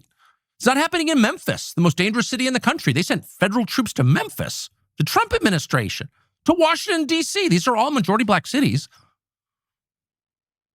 Didn't respond like this. But it's the very few remaining majority white cities that we have in this country. They're the hotbeds of this kind of radicalism and intensity. It's just a fact. It's certainly not an attack on white people. I'll never add my voice to that chorus because there's enough of it. But it's noticing it. So why is Minneapolis so much more radical than Baltimore? It's way nicer than Baltimore. You're less likely to get carjacked. Like, I do think there is anti-white racism. I think that's a thing that exists, and it's a form of mental illness. But I don't think that particular quote was an example of that. I don't get that impression. I don't know. Maybe I'm not hearing. Maybe I'm the crazy one. Maybe I'm not listening correctly. I didn't get that impression though. But the political intensity, there's no comparison. You're never going to get lectured about ICE brutality or no, you can't deport the Somali child molester. You're never going to get that lecture in Baltimore, ever, or Gary, Indiana, or even Washington, D.C., except from a professional class white. But in cities like Portland, Oregon, Portland, Maine, Minneapolis, Minnesota, St. Paul, you're definitely going to get that lecture. Because self-hatred is a stronger emotion than hatred. And of course, that fact has been leveraged by ambitious white ladies. Yeah, I don't get the self-hatred element to this. I think it's just more so this cultural Marxist ideology that has seeped into these majority white cities, these places like majority, can't even really say majority white. Idaho's majority white. Montana's majority white. Iowa's majority white. Nebraska's majority white. A lot of these majority white states are right-leaning. So this isn't like necessarily a white thing per se. You just do have college-educated whites in areas like Portland, New York City, Minneapolis, where there's a high concentration of them, and they adopt, because they go to these liberal institutions, they adopt this cultural Marxist ideology that teaches them every power dynamic in society is the byproduct of discrimination or white supremacy or class exploitation or misogyny or the patriarchy. And that creates this kind of, I guess, coherent but incoherent ideology, which is based on critical theory, and they see every power dynamic in the world or in America through this lens of racism, sexism, nativism, xenophobia. And fighting against those things means fighting against, in many cases, other white people who have these views, who are nativist, who are racist, who are misogynistic, who are xenophobic. And so it seems like self-hatred, but it's not. It's more so fighting against unhealthy tendencies that other white people have. So it's more so of an ideological battle than self-hatred. I think Tucker trying to reduce it to that is really lazy for somebody of his caliber. But maybe that's what he is. Maybe he's just a propagandist. But self-hatred, I don't think it's self-hatred. Maybe it's more so understanding of, or their perception and understanding of how society functions. And they've been led to believe that if you look at home ownership rates and median household income and, CEOs and the history of this country, they would deduce that because of the benefits that white people have accrued from Jim Crow and the ability for them to build generational wealth, that this country was built on white supremacy, which is true. And they've cultivated a self-awareness about that. And so now they feel very critical towards any white person who doesn't also share a sense of self-awareness or have a sense of self-awareness about that. But I don't think it's self-hate for being white. It's more so a criticism of the system, I guess, as they understand it. That would be my explanation of it. I don't think it's just anti-white racism. I think he's trying to force a narrative where it doesn't really apply. There is anti-white racism, sure, but it's definitely more of like a institutional or systemic critique than just hating white people for the sake of hating white people. Anybody who does feel that way is legitimately mentally ill, and should be discarded. Not like, and when I say I shouldn't say discarded because that sounds horrible, but should be ignored. That's what I mean by discarded and classified as a crazy person. Peggy Flanagan for a long time, and Elizabeth Warren. Why are they always telling you how American Indian they are when obviously they're not? I'm American Indian. I'm a Ojibwa. My Ojibwa name is Proud Lady or whatever. They're making up this absurd stuff. Settle down, Peggy. Right. Why are they telling you that? Of course, because it's so resonant. It's so powerful to the self-hating white. Oh, you holy person. I mean, it's like hilarious. I mean, maybe they have a little bit of Native American blood. I don't know. But yeah, they obviously look white. It's just like trying to reduce this to self-hate is just lazy. And to the extent that they do, they need to get that checked out. If you have self-hate for yourself because of your skin color, you need to get yourself mentally evaluated. But it's also scary because in that self-hatred are the roots of true extremism. Just lay down in front of the train tracks. Lay your body down, as Peggy said. That's the short-term problem. The long-term problem is, if you're trafficking in race hate, and then you get power, what happens to the people you hate? Well, they could be in trouble. That's when you've got a Hutu-Tutsi situation on your hands. Oh, actually. Oh, really? Interesting. This is the history of the world. Oh, really, Tucker? Yeah, bringing it back to white genocide. This would be interesting. We shouldn't think we're exempt. So this kind of stuff is really, really dangerous, and it's the undercurrent. Nobody should feel exempt from potentially being on the receiving end of mass violence. Although in this case, I don't think Tucker Carlson has to worry about that. Debate over ICE. So we hate the whites and we hate the Christians. And that, of course, was the main reason you saw that church. So they're trying to genocide white people and Christians. Got it. Fascinating claim with literally no evidence. Invaded the other day in Minneapolis. Now I have to push back because he's trying to propagandize. Very sad.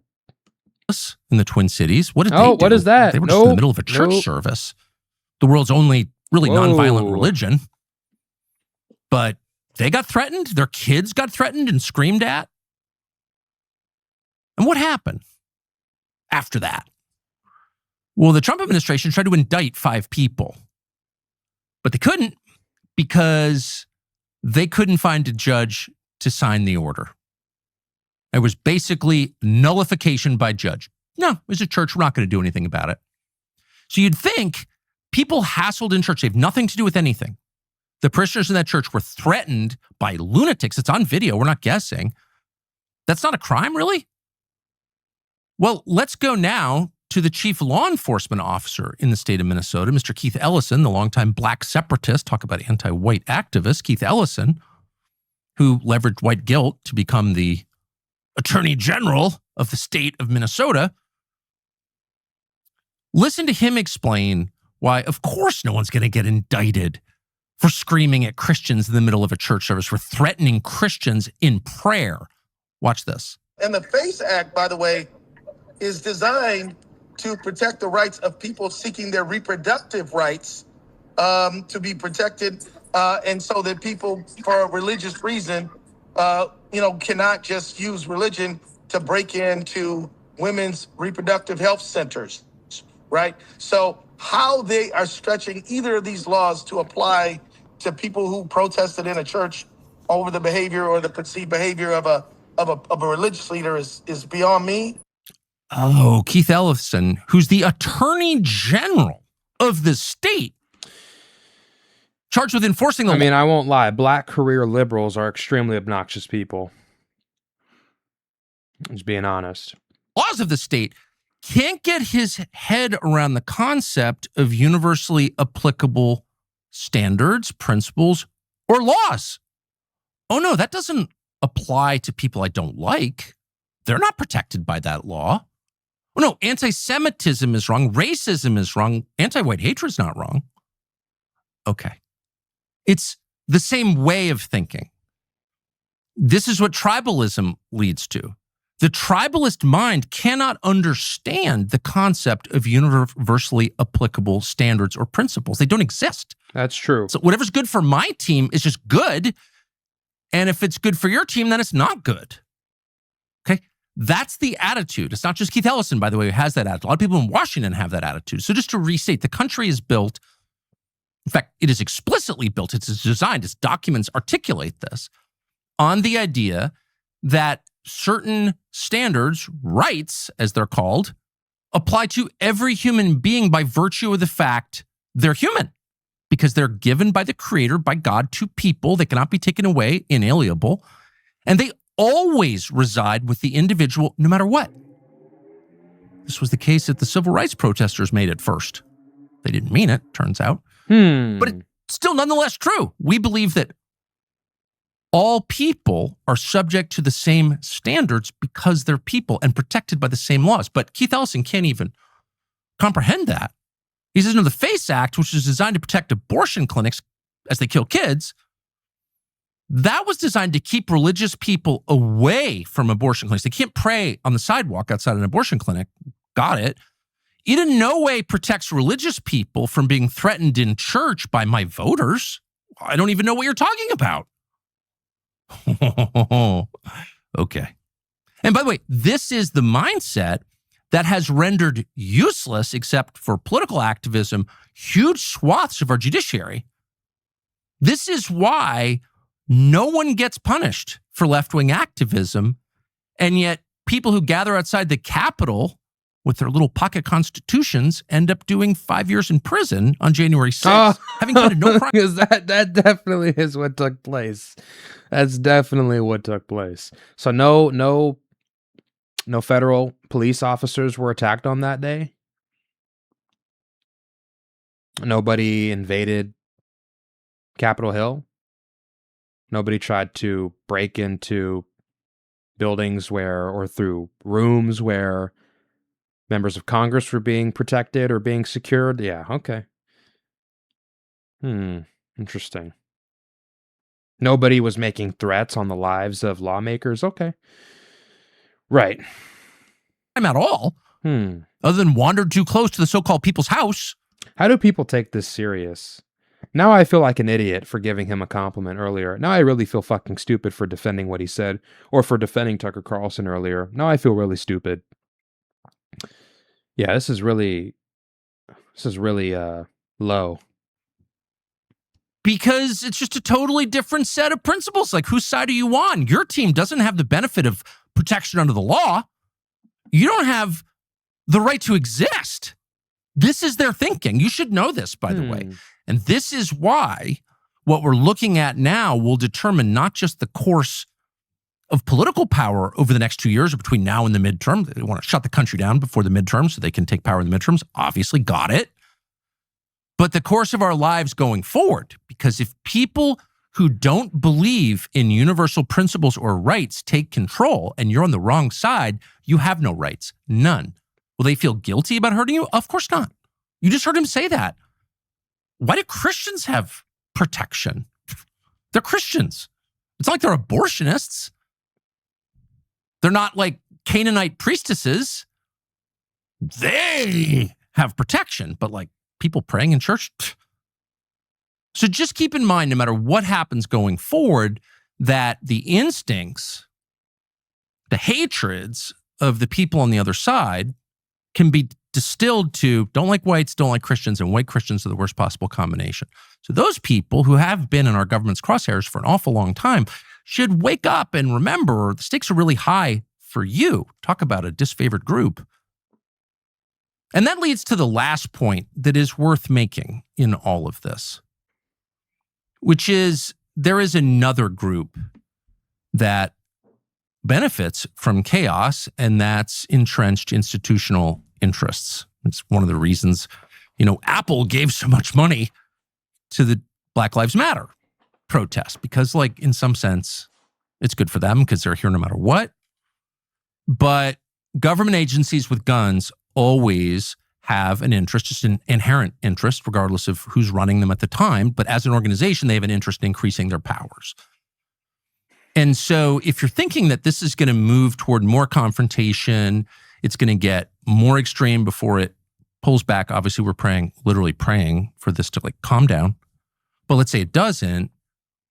You have to ask yourself, who are the people who are armed, who have the authority to, say, point a gun at a fellow American, take the life of a fellow American because they're doing it on behalf of the government. It's the law. Just trying to keep order here. That's why we shot you. And there are a lot of Trump voters who have kind of suspended these thoughts because they're rooting for Trump. But it doesn't matter how much you love Trump or voted for him, or if, like me, you campaigned in multiple states with Trump. It's not an attack on Trump to note that, you should not trust the government. I mean, why would you? I mean, in order, I think most people who voted for Trump would say, I'll speak for myself. What do you believe in most? Well, God, my family, decency, kindness, my neighbors, my ancestors. Okay, so he just lied. According to Straight Arrow News, 3 people were arrested in connection to the protest that disrupted that church service at City's Church in St. Paul. Nakima Levy Armstrong, Chantel, Louisa Allen, and William Kelly. All 3 of them were arrested. Prosecutors tried to get warrants to arrest Don Lemon and others, but a federal magistrate judge refused, saying the government didn't show enough probable cause. The judge indicated Lemon's role appeared connected to journalism, e.g. live streaming and reporting, rather than organizing the disruption, so the judge declined to sign off on the charges at this stage. Because of that judicial decision, Lemon was not arrested at that time. Prosecutors could try again later through a grand jury, but as of now, they did not have a warrant. So he just lied about that. The incident is being treated legally as a protest that crossed lines, not as a straightforward burglary or violent attack. Federal authorities describe the charges in terms of laws against obstructing people's ability to exercise religious freedom and interfering with places of worship. That's fair. Arrests were made for those whom prosecutors convinced a judge there was probable cause to charge. For others, the judge ruled the government's evidence was insufficient for arrest warrants at this time. That's a legal procedural reason why not everyone seen or discussed in news footage was arrested. Prosecutors must convince a judge there's probable cause before people can be arrested. So they didn't have sufficient evidence. The evidence didn't meet the threshold. And it wasn't a violent attack or an invasion. It was a protest that crossed lines. So it's important to be precise about these things, because if you're not, people will just make up whatever and lie about it, as is the case with Tucker, who now I feel ashamed and disgusted with myself for giving him his flowers, which he didn't deserve. They were actually unwarranted. It was a poor choice on my behalf, and a very presumptuous decision. But yeah, this man is acting like a bit of a fool, I must say. The Very sad founding to see. principles of our country, maybe in order. And one of those founding principles of our country is don't always trust the government. Fair. It's fair. And don't forget that. You'd be a fool to forget that. And the institutions that are fighting back against people you're worried about might be the By the way, if you see me on my phone, just know it's because I'm looking something up to oppressing fact you check. at a certain point. So you'd be crazy not to ask obvious questions like, not like bullshitting. Okay, is the uniformed U.S. military, are its leaders sort of on the side of the rule of law? We never have to think about that. Most Americans have never thought about that. Then you look at January 6th, which was, among other things, probably the most effective, largest false flag operation in the last 10 years. There have been quite a few, but that was definitely one of them. And the U.S. military, National Guard, played a role in that. We've never been held to account for that. That should make you a little bit uncomfortable, right? In fact, the whole first Trump term should make you uncomfortable. So Trump voters are like, no, we have to trust the government. Really? Was that the lesson of the first Trump term? We have to trust the government? Was it really? When the government, his own federal agencies, tried to send Trump and his kids to prison for the rest of their lives with the Russiagate hoax, was that actually the lesson there? And then you have January 6th, the false flag of January 6th. And then 2 years later, you have armed FBI agents in his wife's underwear drawer. And they're there because we really believe Trump may have violated. So he just doesn't care about the truth. He's just a fucking liar. Never mind. I take back everything I said about Tucker Carlson. This man is a slimeball. Truly disgraceful. And I gave him credit.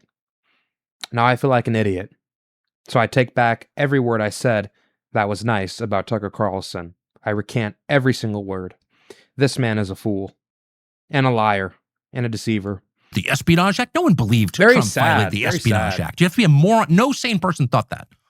But they did it anyway. So every person... No one was ever punished. Every person at January 6th was a Fed? Really? Okay. For that. So the people telling you to trust the government... It's ridiculous. You probably shouldn't trust. And it's always the same people. It's kind of funny. they don't want any disclosure. The funniest is all the people who are telling you have to hate Muslims. Oh, hate the Muslims. Ben Shapiro or Mark Levin, hate Muslims. Why aren't those same people calling for full disclosure of the 9/11 documents? It's kind of weird, isn't it? If you really wanted to prove that Muslims are bad, you would want all the 9/11 documents disclosed, wouldn't you? Just so you could sort of play out the horrifying details that led to those fabled 19 Arabs with box cutters committing the biggest act of terror in American history. Why would you ever want to keep any of that secret? Has Mark Levin ever called for the full disclosure of the 9/11 docs? Shut up, conspiracy theorist. Well, why wouldn't you? That would kind of make your case the Muslims are bad, wouldn't it? And just put a nail in the coffin of all the jihadis in America. Is Ben Shapiro on that? Well, shut up, conspiracy theorist. So just keep in mind when people tell you. Is this man okay? Like, seriously, is this man okay? I don't even like Ben Shapiro or Mark Levin, but he literally seems crazy. Is Tucker Carlson okay? Somebody please check on this man. Trust the government. Maybe there's another agenda there. Shit. I mean, here are two facts you should know. I'm not trying to sow paranoia or anything like that. But there are National Guard units in the United States, in various states, that are actively recruiting right now the children of illegal aliens. Why would you do that? The National Guard exists for a number of purposes, but one of them is to keep order in the United States.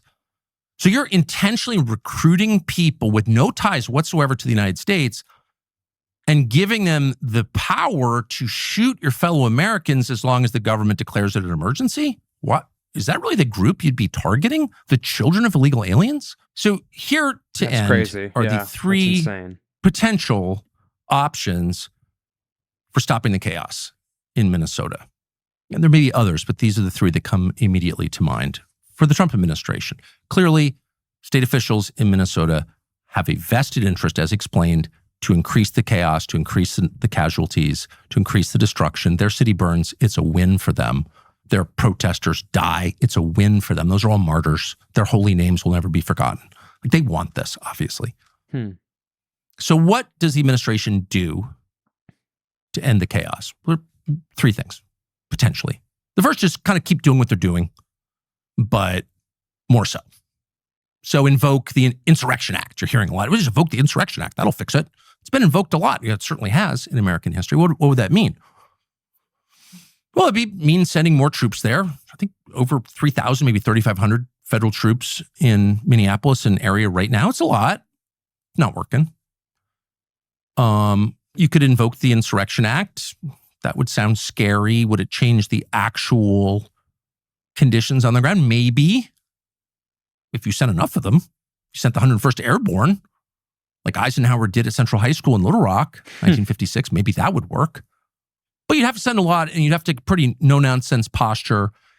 And what are the chances people get killed? Very high. But you could try it. And then you would have to kind of deal with the aftermath, but maybe it would be worth it. 2, you could, and this makes some sense too, you could target the people in charge of this rather than their foot soldiers. Because if you think about it for a second, punishing the human waves that have been mobilized by the attorney general, the governor, the mayor, and the lieutenant governor probably isn't the right way. When you have war crimes tribunals, you don't put infantrymen on trial, you put their commanding officers on trial. Who gave the order to do this? They're the culpable party, of course.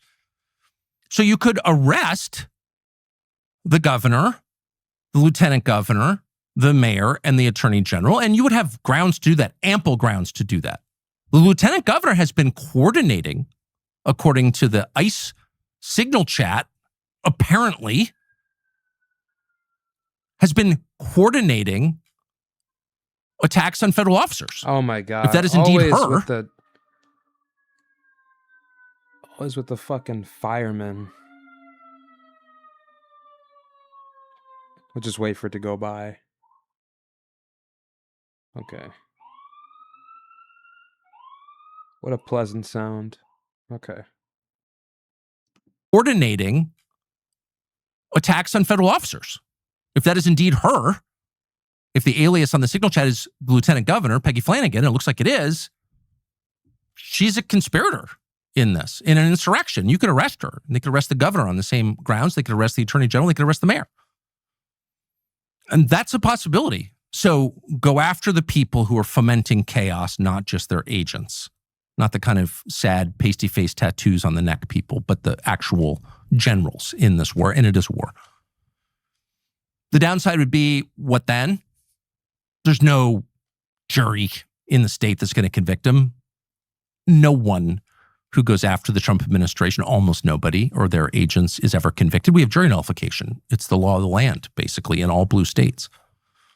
And the third possibility is that you quarantine Minnesota effectively. You say, okay, you want to live with Somali fraudsters, foreign-born murderers, tons of child molesters, people convicted of child rape, and you want to call them folks and your neighbors.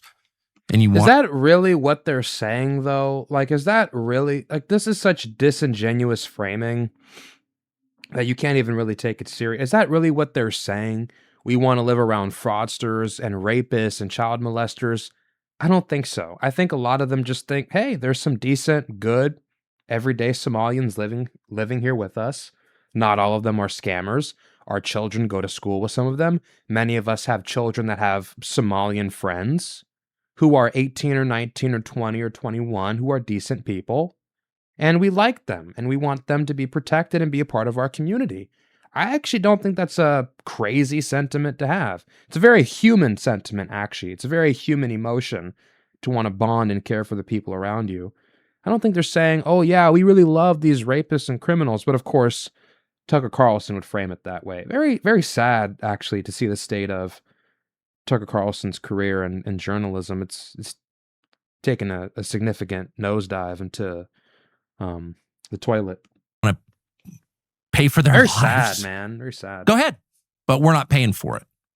The U.S. government, federal tax funds are not going to be used to pay for child molesters and murderers to get food stamps, housing vouchers, Medicaid, whatever. We're cutting you off. And you want to live like an autonomous zone? Be one. Pay for it yourself. And that might be very effective because in the end, money is power, and people like Fry and Walz and Lieutenant Governor Peggy and the Black separatist attorney general, they want the money. So that might bring them to heel. And it would be— Did he produce any evidence whatsoever to back up the claim that Keith Ellison is a black separatist? I'd really like to see some evidence for that. Be fair, and you could tell the public, look, I'm against any kind of violence. This is clearly going to cause more violence. We're going to pull back any federal officers there. They can police their own state, and we'll see how long they last. We're going to have a financial siege of Minnesota. Just cut off the money. Good luck. The problem, of course, is that you will immediately find a federal judge who says, as they always do when the Trump administration does something, you can't do that. And so for it to work, you'd have to say, well, we're ignoring the federal order. So at almost any turn, and this is why it's a pretty clever and diabolical trap that these Democratic politicians have laid, at almost any turn, the Trump administration is, unless you can think of something else, likely to have to say, I'm sorry, we can't go along with this. We know these are the pre-existing rules, but no. How about no? We're going to get to that place. Or what is obviously their intent, this color revolution, which will hurt a lot of people, destroy a lot of property, and change the country forever. Obviously, that's going to play out. What will happen? Praying for peace, as always, praying for an end to chaos, but unknown. So this. Okay, well, that's the end of his monologue. Not really sure what there is to say. I mean, he made so many insane claims. Lord. Do I think we're headed to a civil war? Of course not. Not anytime soon. Not in my lifetime. And hopefully I'll be alive until I'm in my 80s or 90s. I don't see us heading to a civil war. It's just my opinion. But things can happen. Who knows? But I don't see any kind of civil war unfolding in my lifetime. And this whole anti-white thing, I mean, certainly a narrative. Once again, I think it's just as bad as every other form of race hustling out there. Anybody who says, oh, they hate me because I'm a Jew, or they hate me because I'm black, or they hate me because I'm this or that. To me, it's just another form of victimhood.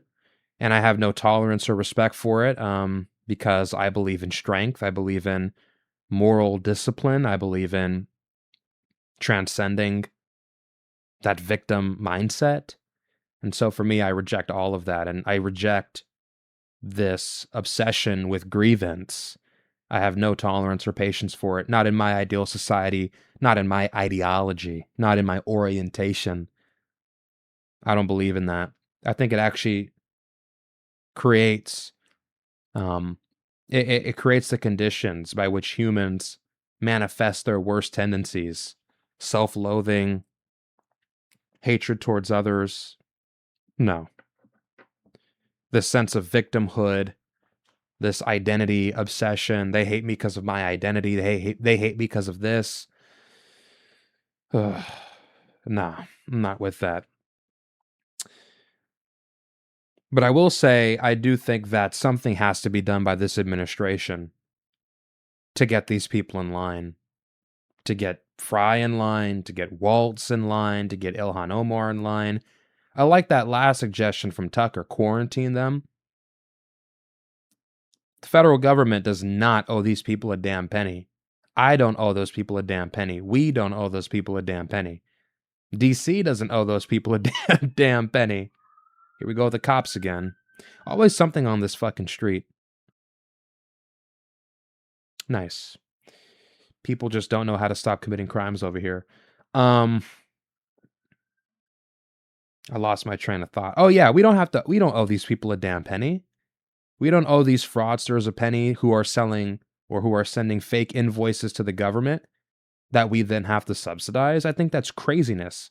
Fake daycare, fake clinics, fake food aid centers, lying about how many people you produce services for, inflating the price of the service, all this kind of stuff, filing fake invoices to the government, just flat out lying.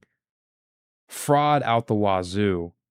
Getting other people in the community to sign off on fake autism diagnosis, fake documentation, using that fake documentation to steal money from the federal government. No, it's all insane. And they should have to live with the wreckage, not us. Now, I don't really care for Tucker at this point. I think he's proven who he is. He's proven what hill he's willing to die on. And you know what? He knows where his bread is buttered. He knows that there is an audience for the Christian persecution stuff and the white grievance narrative and this anti-immigration thing and black on white crime and the white liberal epidemic. He knows there's an audience for that. And it's basic partisan hackery. I don't respect it. I think it's just more fodder. It's just more low IQ slop. But people will enjoy it if you like Tucker. That's fine. I get it. He certainly knows how to entertain. But to me, he's not somebody worth taking seriously. So anyways, I'm going to leave it there. It's a 2-hour long video. I appreciate you guys listening to the reaction and to the monologue. If you liked the video, please like, subscribe, share, leave a comment. And until further ado, I am out.